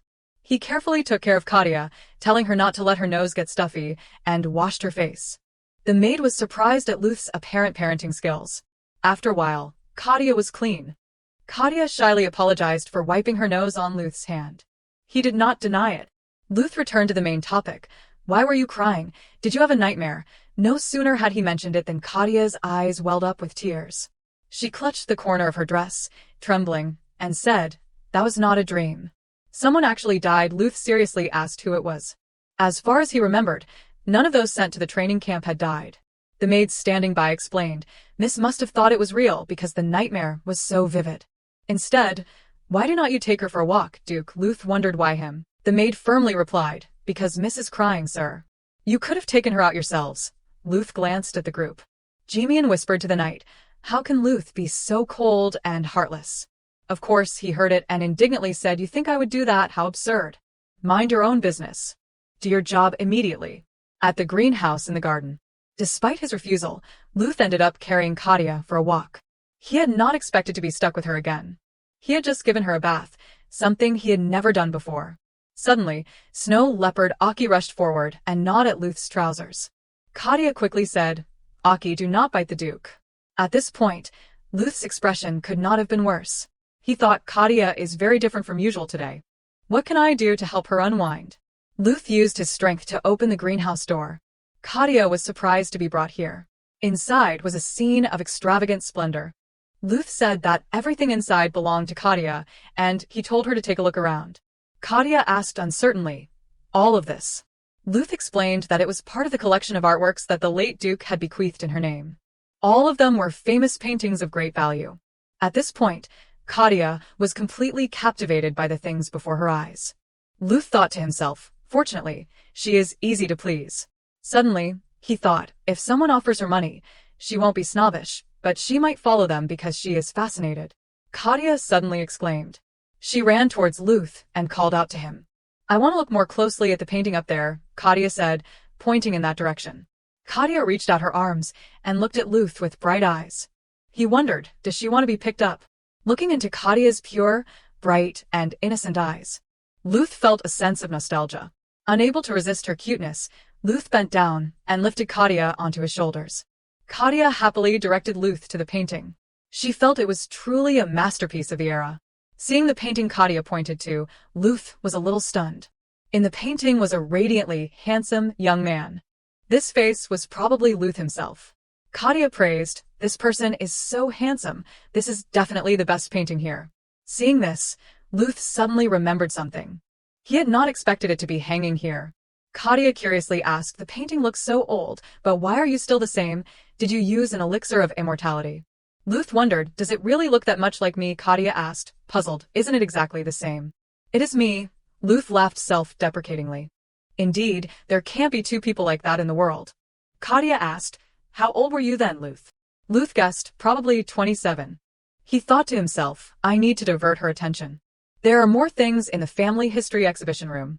Let us go see them next time. Kathia excitedly asked, will all of them be mine? Yes, but in return, do not tell anyone else about what you saw here. It also displays national treasures. If it gets out, they might be stolen. Hearing Luth's warning, Kathia was frightened and quickly covered her mouth, promising to keep it a secret. Seeing that he had successfully distracted Kathia, Luth told her to go out to the garden first. Kathia skipped out to the garden with Aki. Left alone, Luth muttered irritably, a masterpiece of the era, as he looked at the painting. Luth lit a match. He casually threw the burning match onto the painting. His face was cold as he stared at the rising flames. A luxurious and classy scene appeared before my eyes. Aki asked, Kathia, why are your eyes drooping? She replied listlessly and sadly, they are just a little swollen. Aki still did not believe her and asked again, can you see what is ahead? Kathia poked Aki. She said jokingly, you are so noisy. She looked at Aki with extremely sad eyes, as if there was something in her heart that she could not express. The sadness lingered, making her unsure of what to do. Kathia lowered her head, tears welling up. She pondered, so, who died? Let me calm down, then I will tell you. Pain, regret, and loneliness were visible in her eyes. Kathia was reflecting on the whole incident, the person who died in the original story. It was herself. Perhaps she had already died. She reviewed the story, starting with Akel's line that she had died, meaning that in 10 years, she would cease to exist. From a long time ago, she even remembered Akel's words. Even now, he still deceived her about Niella, Kathia, Ainsley, and even. In her confusion, she desperately explained, calm down, Akel. You are losing your composure. She was more worried than ever, sweating profusely. Did he discover something? But there is no way Akel could know. Akel turned his back and exclaimed, from the beginning, I was not qualified to be Gerst's master. Although I found it strange, I did not expect you to deceive me like this. Akel shouted angrily, how could you use me like this? You used me as a sacrifice for Gerst, and then shamelessly came to me. He squeezed tightly. Akel was furious. Although Kathia was a girl, he still tightly choked her. She was in extreme pain, struggling to breathe and unable to control her body. Akel had completely subdued her. He uttered, you must be ready to pay the price for your actions, right? Returning to reality, Kathia lay unconsciously. She was startled when she remembered the events. She was sad, her eyes pensive and somewhat fearful. Niella, what are you hiding? And why did Akel react like that? 100,000 questions ran through Kathia's mind. What kind of plot is this in a romance novel? Isn't it supposed to end happily ever after for the male and female leads? Kathia pondered. Suppose it does end well somehow. However, in the end I die. I do not know when or under what circumstances. Without any preparation, what am I going to do? She felt cornered and trapped. Suddenly, a pale hand appeared, touching Kathia's dress. It was Akel. His voice was incredibly warm and soothing. Is someone bothering you, Kathia? Seeing this, she teared up, deeply moved. It was very different from the future in the novel. The present Akel, breathtakingly beautiful, innocent, and handsome. If so, will you scold them for me? I have told you so many times. Just point them out. If not now, then even if it takes years, I will definitely deal with them. I will do it the way you want. She wondered the way I want. Then can you go see the author and ask what kind of plot this is? Akel was confused. Huh, author. Kathia was dissatisfied, sighing in frustration. Forget it. Kathia thought, but the original Akel also grieved over my death. It was not written in detail, so I do not know if there is any connection. In this world, I saved Akel, not Niella, so it will be different from the original story. Within 5 years, until Niella appears, unless I die and Akel loses his memories of me. Suddenly, Kathia cupped Akel's cheeks. Akel was utterly surprised. They looked at each other, blushing shyly. Kathia spoke tenderly and softly. Absolutely. Do not let me die, Akel. Akel held Kathia's soft hand. As long as I am here, you do not need to be afraid. Akel continued, if you do not abandon me, I will protect you. Kathia seemed to have been struck by love at first sight by those sweet words. She replied happily and joyfully, yes. Okay, let us trust Akel like this. At least this little guy won't betray me. A magnificent and grand scene appeared. In the center was a majestic and splendid castle with 2 rows of lush green trees. The maids chatted happily with each other. 10 days had passed since returning to Artem. Kathia was more hurried than ever. Come on, catch it, Aki. The ball hit Aki directly in the head. Kathia yelled angrily, again, pay attention. My arms are sore from always having to carry you everywhere. Aki felt tired. Humph, yesterday someone else was holding me. Aki recounted last night's events. Kathia had slept on top of him and then just left him alone. Aki spoke with resentment. He continued, leaving me all alone, without a care. Kathia sighed wearily. Listen to me. Playing with me is also your duty. Well, just living without causing any major trouble is enough for me to be grateful. Yet, everyone in the house likes him and praises his cuteness. Fortunately, Akel seems to like this place too. Aki sulked and pouted slightly. Jimmy and Parker approached. Miss. Kathia startled and replied, oh yes. It seems we have to go in, Aki. Quickly grabbed the ball. He spoke with a serious expression. The second inheritance test has been decided. Kathia was surprised. Already? She clasped her hands together and asked, the second and third tests will be determined at the council meeting. What are the contents of the tests? Jimmy and Parker paused. That. Aki approached and asked, Kathia, what is wrong?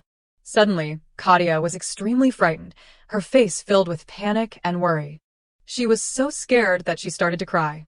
Oh my God, they are sending me there. Inside the castle, Kathia was in a meeting with everyone. Blasco spoke, this time the topic. Do you remember that Kathia is only 10 years old, Cousin Chin? Isn't age just a number like Werner and Arnon? Even if they went there at 10, they would easily manage it. If she truly has direct lineage, about 3 days is enough for her to pass. Her face was filled with fear. It is the Savannah of Artem. A place not only inhabited by endangered magical creatures, but also all sorts of ferocious and rare divine beasts and magical beasts, even zombies. Apart from the Duke, no one has ever set foot there. And there are rumors that anyone who disobeys Blasco is thrown into the Savannah instead of prison. This is quite an ideal location for the second test. It not only tests physical abilities but also survival skills and crisis response. Blasco said, enough joking around. Every child's talents are different. Judging solely based on physical abilities is too narrow.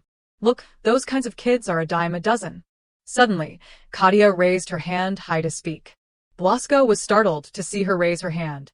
Kathia spoke strongly, I will take that test. The old man with blonde hair said, since the person involved has agreed, there is no need for further discussion. I will issue the test regulations as soon as possible. She cheered excitedly. Wow, yes, I am really looking forward to going to Savannah. The scary old man said, right, just look forward to it, little girl. It will be very interesting to see. It is even better than that damned dog training camp where my son is still locked up. He patted Kathia's head and said, don't be complacent just because you have a little bit of potential. The moment you set foot in Savannah, you will understand your own limitations. She worried, lowering her head. Then suddenly, she raised her head confidently and exclaimed, thank you for the advice, sir. I will do my best. The old man stormed out angrily. All right, let us see how far you can go. Kathia clenched her fists with determination. I will show you directly who will be kicked out of Blasco. Sunlight streamed into the cute and luxurious bedroom. Kathia said to Aki, so, shall we get ready? Aki wondered, what for? He said, Kathia, what do you need to prepare? Just bring me along. But then, Akel brought his face close to Kathia and said, don't you trust me? Kathia was bewildered. Huh. She replied, "Of course. I trust you the most in the world. You are all I have." Akel puffed out his cheeks. "Really, Kathia, really your level of clinginess is increasing." Akel hugged Kathia and whispered, "I trust you too, Kathia." The little girl blushed shyly. "Ahem, right," she said, "so wait a moment. I will be right back." Akel asked, "Where are you going? Let me go with you." Kathia said, "I will be back in a flash." Just wait a bit. Akel grabbed her dress. I hate you disappearing from me, even for a second." Kathia was a little bewildered and surprised. "Oh my, you hateful thing. You feel uneasy when I leave, even for a second. Well, even as a divine beast, you should learn to be independent." Akel yelled, "What?" Sorry, Aki. "Time won't stop, not even for a second. How can I bring a main character from the novel like you to a place that exists in the original story?" So the new chapter still has not opened. Chapter 168 opened after I became the successor of the magic sword, and 169 was after I brought Akel back. If so, won't the next chapter open at the time when the things that originally belonged to Niella are revealed, because inheriting the magic sword and attracting Akel were originally Niella's parts? If this theory is correct, the new plot will take place after I am adopted. Originally, it was Niella who officially entered Blasco. Around what chapter is Savannah? Kathia's eyes lit up. Found it, Niella's naturalization test volume. Unlike using fragmented settings from previous volumes, this test is a volume completely identical to the original. Our present is like magic, chapter 169. If that is the case, Savannah will also have attacks like in this volume. To prevent me from passing the test, they must have acted beforehand. All I have is the original work and my mind. Let us make a secret plan, not only for defense but also for counterattack. The familiar room reappeared, decorated attractively and beautifully. Arnon Blasco shouted, "Throw that girl into the wild. She will be eaten alive and won't survive a day." Kathia argued back, "I will find a cave and hide carefully." Blasco said, "What if we add a clause to the contract to allow her to bring food and drinks?" "I also have a divine beast companion," Arnon Blasco said nervously. "She can also bring magic stones to communicate the situation. But she can only move within the designated area." Blasco requested, "Kathia, you can go out now. We need to rearrange the necessary clauses first. From lifting the restrictions on weapons and magical tools you can possess." Kathina tugged at Blasco's sleeve, as if wanting to say something. He asked, "What is it?" She innocently replied, "Can the young duke do that too?" Blasco wondered, "Do what?" She answered, "Add a special clause." "I also want to add one, something that I want." 3 days later, at the villa. Luth Blasco handed Kathia the revised rule sheet. "Here, these are the revised rules. Confirm them." Kathia took the paper and carefully read the contents inside. Survival time in Savannah is 7 days. Candidates are required to pass through 2 checkpoints and reach the end within 7 days. In case of emergency, candidates can request rescue from the controller outside Savannah. Kathia thought, the privilege I requested is definitely more important than these other things. Will the collateral line agree to the terms? Article 4. No restrictions on the method of passing through the route. Article 5. In case of emergency, the test can be declared void under the authority of the head of the family. Upon reading Article 5, Kathia suddenly frowned. Article 6. Candidates have the right to choose one additional person, excluding the 12 supervisors. Kathia shouted, "All right, successfully applied the supervisor insertion. This gives me a much greater advantage. It seems the Duke has put in a lot of effort. I did not expect him to treat me so well." Kathia spoke up, "Duke, could it be that you are worried about me? Of course not, but..." Luth Blasco pinched Kathia's cheek. "Look at me now. Do I look worried? After you came into this house, I have been worried morning and night." Hearing Luth Blasco say that, Kathia felt happy inside. So he is thinking of me. I must try my best and not bother everyone. At Arnon's forge. Arnon Blasco held up a detector and instructed Kathia, "Understand, don't try to confront them needlessly. When this detector lights up, just run. This is a pheromone spray that eliminates human scent. Spray it every 3 hours. Anything else? Right, weapons." Kathia saw Arnon hurriedly preparing everything for her and was very happy. It is so nice to have a beautiful older sister take care of me like this. These are gloves with needles tipped with deadly poison. If you see anything attack, just press hard and a single backhand will be enough to kill it. And one more thing, this spear has been adjusted in length to suit you. I have also set it to enhance aura and made it lighter. Kathia wondered, Wait, you said you added a level 3 defense magic circle. It is already completed. Engraving magic directly onto weapons is considered the most difficult technique in metallurgy. Arnon in the original story always failed, even as an adult. Kathia's eyes teared up with emotion. To give a hint, I gave her the Cansword blueprint with the legendary metallurgical secrets, but it was successful in such a short time. Thanks to you giving me the blueprint and instructions, although due to lacking one material, it is only at level 3, but... Kathia pouted and called Arnon, sister. Later, when you open your forge, remember to put my name in the investor section, okay? And split the profits 2 to 8, no. Or 1 to 9 is fine too. Let us start a business together. Arnon did not understand what Kathia was suddenly talking about. Arnon scolded Kathia, if you are this distracted, how will you survive in Savannah? As long as you come out unharmed, I will give you 50 per 50. Just make sure you do not get hurt. When you return, for every injury, I will reduce the percentage. Kathia took the spear Arnon handed her. I will come back safe and sound, just like when I went in. Thank you so much, sister. At first, Kathia thought of asking Arnon to be her supervisor, but asking for too much made her conscience hurt, so she decided against it. Just then, Kathia saw Werner passing by. If so, as expected, only one person left. Kathia ran over. Hello, young master. Werner said to Kathia, you are so calm. You are so relaxed even though the exam is tomorrow. Kathia ignored what Werner said because now she was thinking about how to invite Werner. How should I ask? Please be my supervisor. Please be my supervisor. Werner continued, have you chosen your supervisor yet? You said you wanted to decide for yourself. This is my chance. Yes, actually, I have someone in mind. Werner asked Kathia, who? Kathia whispered in her heart, it is you. Then Kathia hinted to Werner, it is the most handsome and outstanding prosecutor at Blasco. Although he is a bit gruff, he is very warm. Most outstanding, she is probably not choosing the head of the family, right? Is it Mr. Hegel or Keith? Lucas also has outstanding abilities, is quite knowledgeable about Savannah, and is discreet. Choosing one of the three should be fine, right? Werner's answer made Kathia fume. He is so clueless. I need you. Werner handed Kathia a summoning stone. And take this with you. If anything strange happens, break this immediately. Kathia immediately asked, what is this?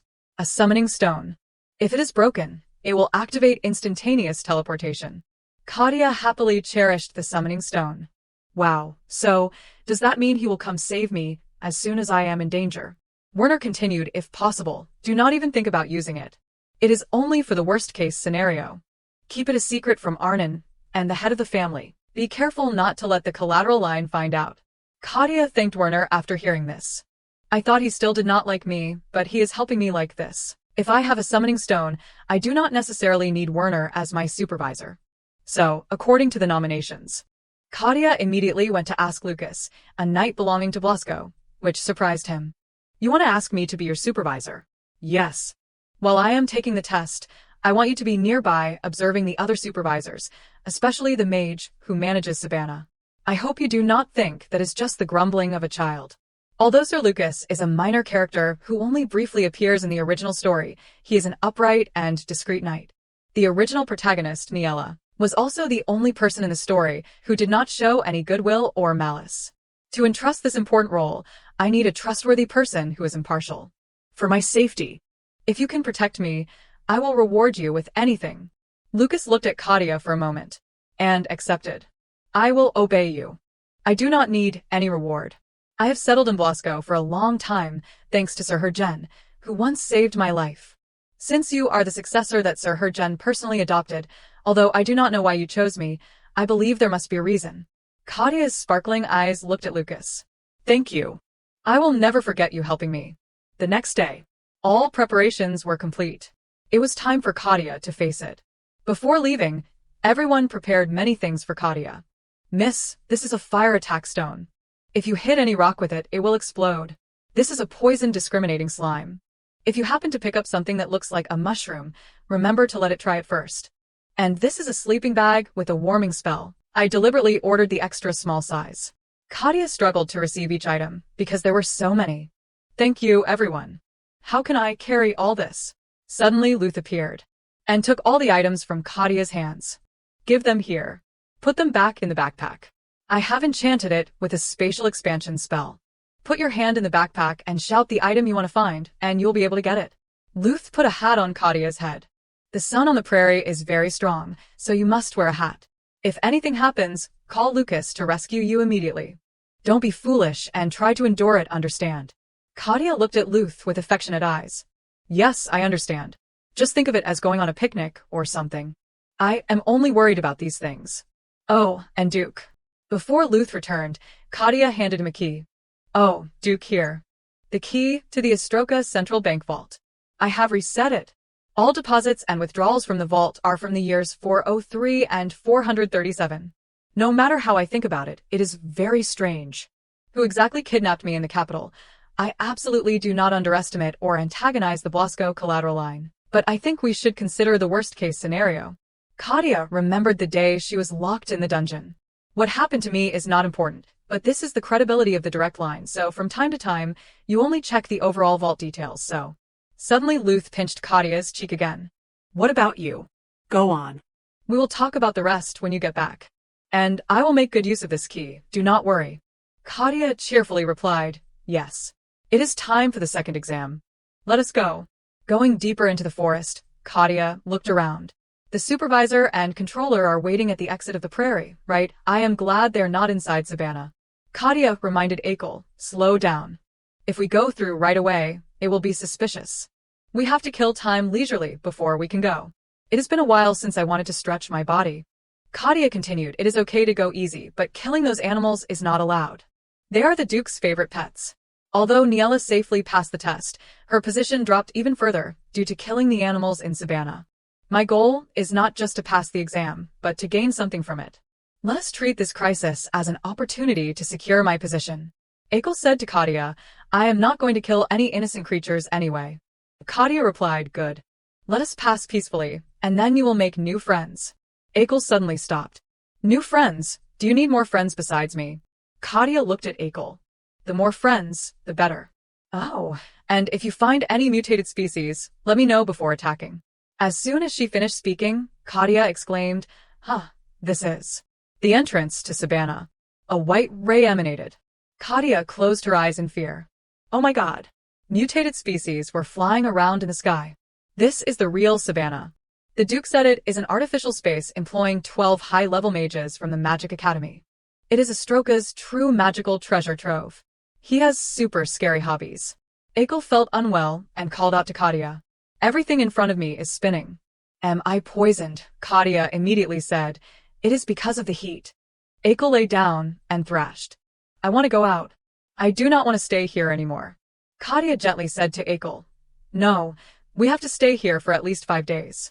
Hearing Kathia say, while resting, let's look for a place like a cave, Akel immediately picked Kathia up. A cave, let us go right away. I told you we can't go that fast. Akel angrily threw Kathia into the air. Hey, Akel, wait, the first base camp, it is near the thorn bushes to the west. Akel quickly caught Kathia and ran very fast. Lying in Akel's arms, Kathia felt dizzy, so dizzy. This transportation service is terrible. Kathia was surprised to see something strange. What is that? My skin is burning. I can feel the evil energy from here. It is not normal at all. That means... After a moment of deduction, Kathia realized it was a mutated species. In the original story, there were 3 types of enemies Niella faced. 1. Assassins from the collateral line. 2. Uncooperative supervisors. And finally, mutated species. Mutated species, in particular, are delusional, decadent creatures that have lost their senses and only have a bloodthirsty instinct. What Niella encountered was a giant mutated sack snake. But just looking at it, there are already 20 of them. So many. Then Kathia turned and hugged Akel so tightly that Akel almost suffocated. Kathia kept screaming, a whole pack down there, run away, turn back. Akel asked, but where to? Kathia fearfully replied, go around. Ah, disgusting. We can't waste time. Do you really plan to just go like this? Kathia trembled, still keeping her eyes tightly shut. Then, Kathia opened one eye slightly. Kathia was surprised to see that the mutated species had been frozen. Akel ran past the frozen mutated species. Akel looked at Kathia and asked, is this okay? Then Akel carried Kathia and ran towards the flag. Akel shouted happily, we are here, seeing Kathia complimenting him. You are so amazing. While retching, Akel asked Kathia, are you okay? Kathia wearily replied, not at all. Kathia reached into her backpack and took out a map.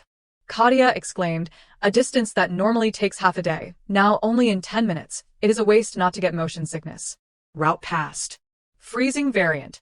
I did not expect you to be able to do that. Then, I do not have to be afraid of anything anymore.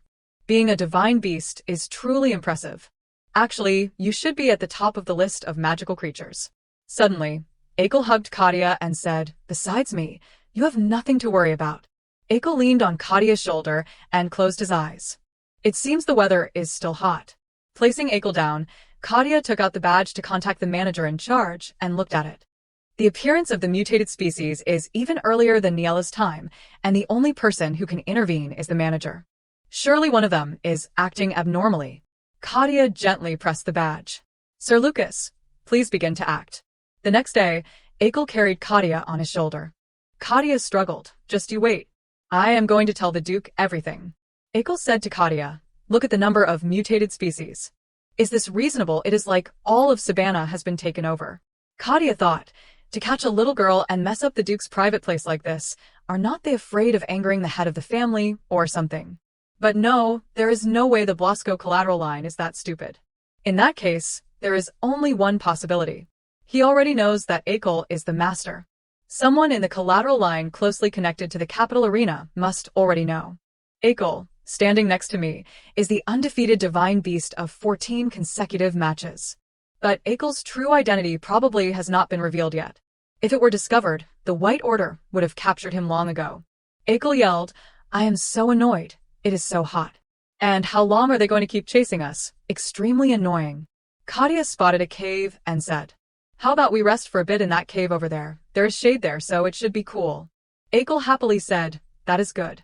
Upon entering the cave, Kathia held Akel's hair. Tie your hair up. You leaving it disheveled like this will only make you hotter. Should I cut it? Akel shouted, no way. Cutting hair, it won't help maintain cooling and will look bad too. Kathia continued, if you cut this, will the fur also become shorter? Akel said sadly, not that. Then what is the big deal? After cutting it, you won't complain about the heat anymore, right? Akel was annoyed, no way. Tyrant, get away. Akel held his hair. Hairstyle agreed upon. Kathia admired, so beautiful. Akel's eyes widened. Beautiful. Extremely, you do not like it. Akel smiled brightly. If Kathia says it is beautiful, then I think it is okay too. There it is again, look at him smile. When he grows up, he might charm both men and women. Akel asked Kathia, what are you thinking? Kathia immediately replied, nothing at all. Let us stay here tonight, and we will leave for the second base tomorrow morning, okay? Kathia and Akel leaned their heads against each other and rested. Akel murmured sleepily, so sleepy. Kathia looked at Akel. He is such a gentle boy, but why did Niella have such a hard time approaching him? In the original story, there were hardly any scenes depicting Akel smiling. What will happen in the future that makes Akel in the original so cold and indifferent? I hope that, at least, he won't be betrayed and suffer in the future. After a nap, Akel woke up. The sun has set. Akel slowly got up. He went outside to get a clear view of the sunset. Akel stood on a rock. Looking down, he saw a group calling him Lord. It is an honor to meet you. Divine beasts are the kings of all magical creatures that exist on the continent. Now that the 5 divine beast clans, including Ikla's, have completely disappeared from the world, the king's bloodline is maintained through the beasts they left behind. Especially Akel's aura, the inheritor of the holy sword Halaya and considered equivalent to Ikla's, an incredibly powerful existence.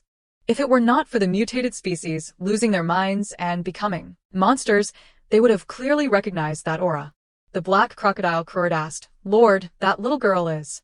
Akel looked towards Kathia, smiled, and said, my master. The divine beasts were shocked by Akel's announcement and were all dumbfounded. The Lord's master.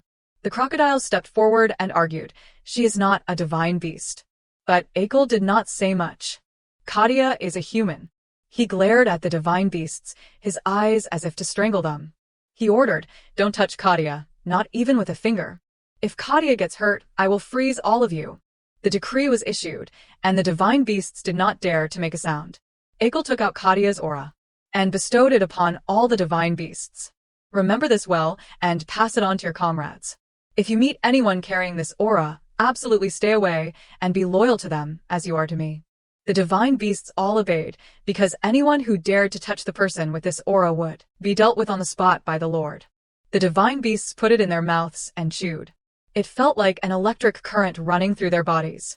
It felt like chewing grains of sand baked in the sun, with a crispy and warm, alluring taste. The divine beasts felt like they were in contact with a new energy source. It was rare to meet a human like this, so special. One divine beast could not help but exclaim. Another divine beast spoke up to remind him, "Hey, be quiet, the Lord will get angry." Just as expected, Akel looked at the two-horned divine beast as if he wanted to devour him alive, making the other divine beasts terrified. Putting that aside, Akel asked about something else. He asked the divine beasts, "Why are there so many mutated species here?" The divine beast reported all the information. About 2 weeks ago, an August from the lake suddenly started to mutate, and since then, the numbers have been increasing. Akel pondered upon hearing this. Only in 2 weeks, that is too fast to be considered a natural mutation. The divine beast continued, "Therefore, we suspect human involvement. Perhaps they sprayed a special pheromone combined with magic." Akel pondered thoughtfully, could it be the work of those Kathia warned me about? After all, humans. Thinking of something, Akel rummaged through Kathia's backpack. She definitely brought it with her from the mansion. Found it the video orb.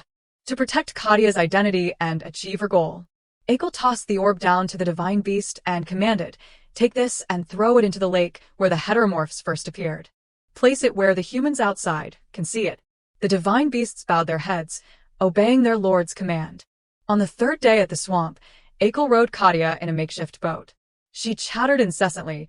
"Did you tell the magical creatures that story? You should have woken me up." "Such a pity," Akel coldly replied, "as if you would have woken up. Just the thought is impressive." Kathia, being spoken to like that, got angry. "What, are you criticizing my sleeping habits now?" Her face was pouting, red as a tomato. Yet, Akel continued to tease, "Hold onto the bag tightly. If you're sleepy, go back to sleep." Kathia silently pondered, "A special pheromone. I need clearer evidence of collusion with the collateral branch. If so, it is time to unveil the legendary item, is not it?" At that moment, purple smoke and whirlpool suddenly appeared beneath the calm water surface. From the heart of the whirlpool, a column of water erupted, causing Kathia's boat to jolt. Horrific-looking monsters appeared. They were mutated Kruards, but it seemed there was not just one but possibly a whole swarm underwater. The boat rocked precariously. Kathia clutched her backpack, her face pale with fear. She thought she was going to fall into the water, but her landing spot was a block of ice. Akel had saved her from a disastrous fall. Despite rescuing the damsel, his tone was unpleasant. Who would be foolish enough to spray pheromones like that? Sometimes you humans are so baffling. Kathia asked the divine beast in surprise, "How do you know it was a human action?" Akel explained, "Their skin is red and scratched all over. Someone forcibly rubbed the special pheromone on them. Those scars do not appear naturally on heteromorphs." Kathia seemed to understand a new truth, her face filled with excitement. "Oh, that is easily verifiable evidence." Akel gathered spiritual energy in his hand, wanting to freeze the entire swarm at once. But Kathia panicked and stopped him. "Wait, no, stop. Don't draw Halaya yet. Return to your beast form, Akel." She took out the summoning stone. Kathia needed a witness to verify that the collateral branch was obstructing the inheritance exam. Moreover, that person had to have enough power to completely suppress the collateral branch. That person was a direct descendant of Blasco. Kathia slammed the summoning stone on the ground, shattering it. At Duke Blasco's side, the crystal ball's light flickered on. This surprise astonished everyone.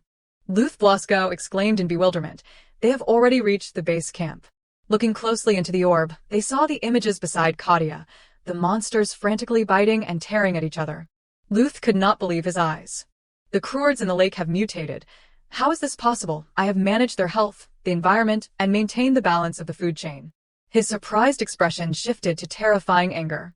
Luth clenched his fist, veins bulging. Clearly, someone has deliberately interfered. The intrusion into Savannah means there is an insider from within Blasco. He ordered Werner and Arnon, one of you bring that child out, the other investigate the source of the heteromorph's appearance. With the authority of the head of the family, this exam will be cancelled. Suddenly, flashes of lightning appeared. It was the summoning stone Werner had given Kathia. Seeing the signal, Werner did not hesitate. "I must go to Kathia." She is calling back. I will be going now. After that announcement, Werner appeared, right at Kathia's boat. She urged him to record the scene as soon as he saw him. Film it right now. Suddenly, Kathia was jolted. Her collar was grabbed, and she was lifted up. Werner complained, you too. You should have called for help first. What nonsense are you talking about? Werner handed Kathia the video orb, telling her that he did not have a free hand, so she should film. Record it clearly, do not miss anything. Can you manage? Werner smiled brightly, the sunlight making his smile even more radiant. Kathia excitedly gave him a thumbs up. Great, watch my counterattack. A violent reaction from the water sent Werner tumbling onto the ground. Soaked, he turned to Kathia and asked, Did you film it clearly? Kathia cheerfully replied, Yes, I finished filming everything. Werner asked with concern, Are you hurt anywhere? Kathia quickly replied, No, sir. How about you, young master? Werner felt a little disappointed every time she called him young master. You are close to Arnon, but I am still just young master to you. He felt a pang of sadness. Me too. Let us go.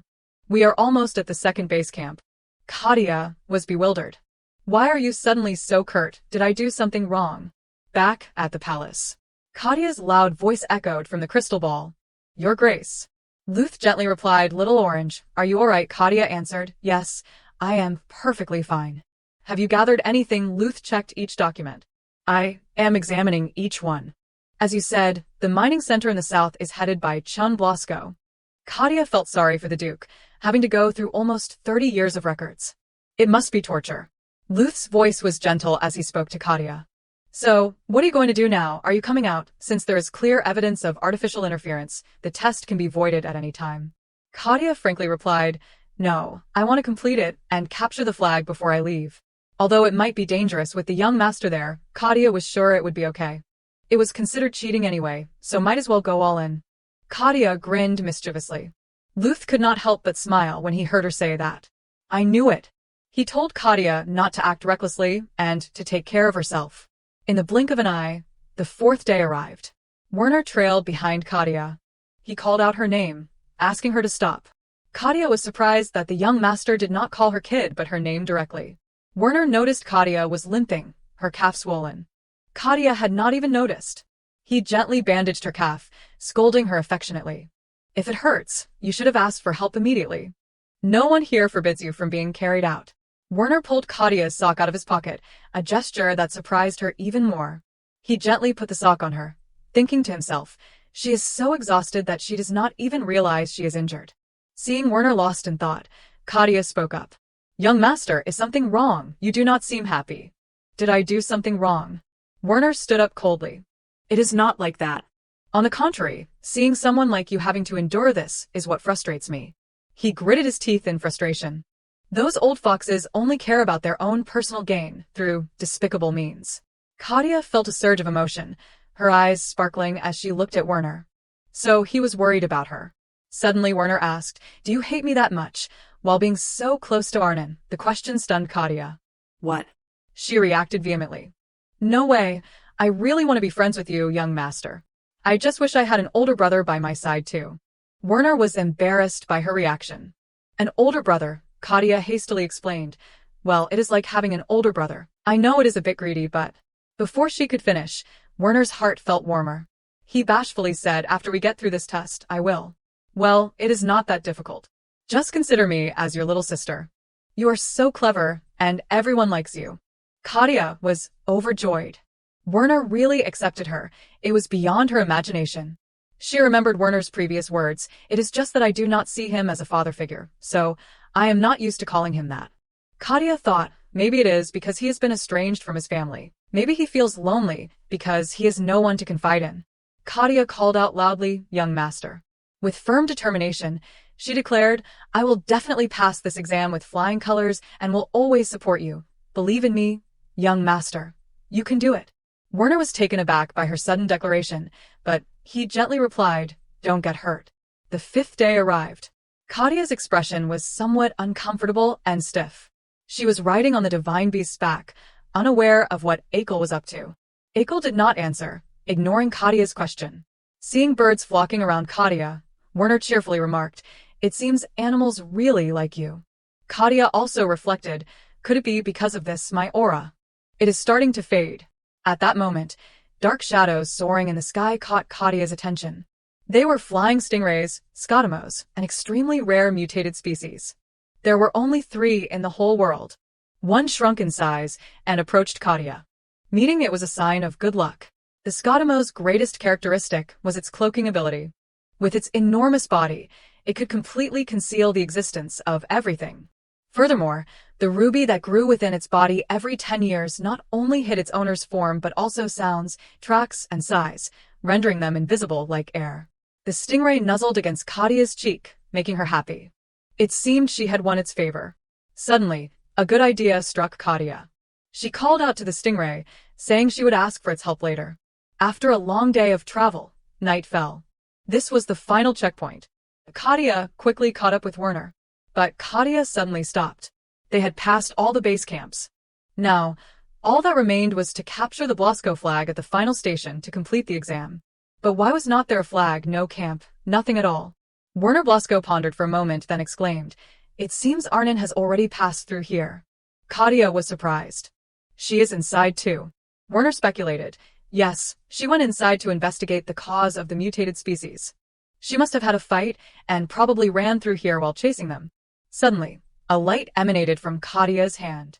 Just sensing this abundant magical and life energy proved they were still around. Akel seemed to sense something and started digging in the ground. Then, he gnawed on something and brought it to Kathia's feet. Kathia looked and realized it was the flag. She happily waved it high. "The flag, once I take this, the exam is complete, right?" Kathia thanked Akel, who looked exhausted. "With this, the exam is considered complete. From now on, I will start my counterattack." Kathia turned to Werner. "Young master, please lure the heteromorphs here with her."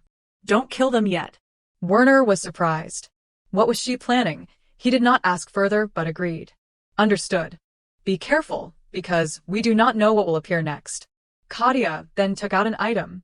Examinees were allowed to request assistance from the proctor once. This was the perfect opportunity to use that special clause. She spoke into the communication device. "Lord Lucas, can you hear me? Do you remember what I asked you to do?"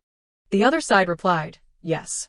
All those people, including Chin Blasco, who acted suspiciously or tried to contact the outside within the past 4 days have been apprehended. Hearing this information, Kathia's eyes lit up with excitement. "Then bring all those people here." A moment later, the group was teleported to her location. They cried out in fear, "What are those heteromorphs?" Werner and Arnon were now battling the heteromorphs. Seeing this, Kathia was delighted. Both of them are safe. It seems the heteromorphs have weakened a little. "All right now." She ran over and called out, "Lord Lucas." Seeing her running towards him, Lucas asked affectionately, "Miss, are you all right?" She replied, "I am fine." "But Lord Lucas, managing the heteromorphs is the duty of the proctors, right?" Lucas answered, "Yes." Where Arnon and Werner were, Arnon asked him, "Just lure them here. What is she planning?" Werner did not know either. "We have to observe first." On Lucas's side, he spoke to the proctors there. "Well, observe then. Are you planning to hand over your duties to the nobles?" They were questioned and fearfully denied everything. Then the 2 proctors started using their abilities. But Kathia, hiding behind Lucas, grinned mischievously and took out the crystal ball. The heteromorphs, sensing something, became filled with murderous intent. Seeing this, the proctors panicked. "They are heading straight for us." The crazed heteromorphs attacked all the proctors standing there. Kathia, holding the crystal ball, said innocently, "Oh dear, Lord Lucas, why did they suddenly stop attacking? They were so aggressive just now." Arnon and Werner, standing to the side, wore puzzled expressions. Arnon wondered, "What are they doing?" Werner also seemed clueless. They seemed to be sniffing something. Suddenly, both of them realized something and said in unison, "Pheromones." Kathia, with a pensive look in her eyes, said, "Just as I predicted." The proctors were accomplices of the collateral branch, manipulating everything. Surely, they created the special pheromone. She was certain that during the process of creating and injecting the pheromone, a small amount must have gotten on them. Werner also realized this. The pheromones they are emitting can only be detected by their own kind. If they stop attacking and just sniff, perhaps they have detected the same type of pheromone. Kathia immediately exclaimed in alarm, "Oh my goodness, does that mean someone among them has been raising them?" As she spoke, she recorded everything with the video orb. The heteromorphs were now approaching. They attacked the people there, who could only scream, "No, why are they coming at me?" The old man yelled, "Get away, you filthy things." Despite his shouts, the heteromorphs acted as if they had met their loved ones. Seeing this, Kathia feigned innocence. Could it be That Master Chen raised these heteromorphs? Chen, having been exposed, angrily scowled. "Stop your nonsense. Watch your mouth, little girl." He still denied doing it. "What is this place, using such cheap tricks like this, trying to frame me?" Werner slowly walked towards Chen. He drew his knife and held it to Chen's throat. "Uncle, were you the one who spread the special pheromones on the Lord's grasslands? You betrayed the family." Chen trembled and hastily said, "There is no such thing." "What betrayal? I do not know anything," Kathia thought to herself, although the pheromones were created by the mages. Chen was the one who recruited them. While interacting with the mages and inspecting the heteromorphs, he must have also been marked with the pheromone. Werner moved closer, coldly saying, "The evidence is clear, uncle." Kathia smiled triumphantly. "That is why they say kindness begets kindness." Chen, furious, was speechless. Kathia's face was now filled with murderous intent. But suddenly, she turned away. Lucas had captured the proctors and said to Kathia gently, "Shall we go, miss?" She took Lucas's hand. After everything, they returned to the palace. Hearing the noise, Luth let them in. Kathia ran in with a joyful expression, holding the flag in her hand. "Your Grace, I am back." She continued with a radiant smile. "I passed this time too, right? Please stamp it for me, Your Grace." Luth looked at her tenderly. He hugged Kathia, smiling brightly. "Yes, I will stamp it for you." Kathia now received the stamp of completion for the exam. Luth patted Kathia's head affectionately. "And so, you have passed the second exam."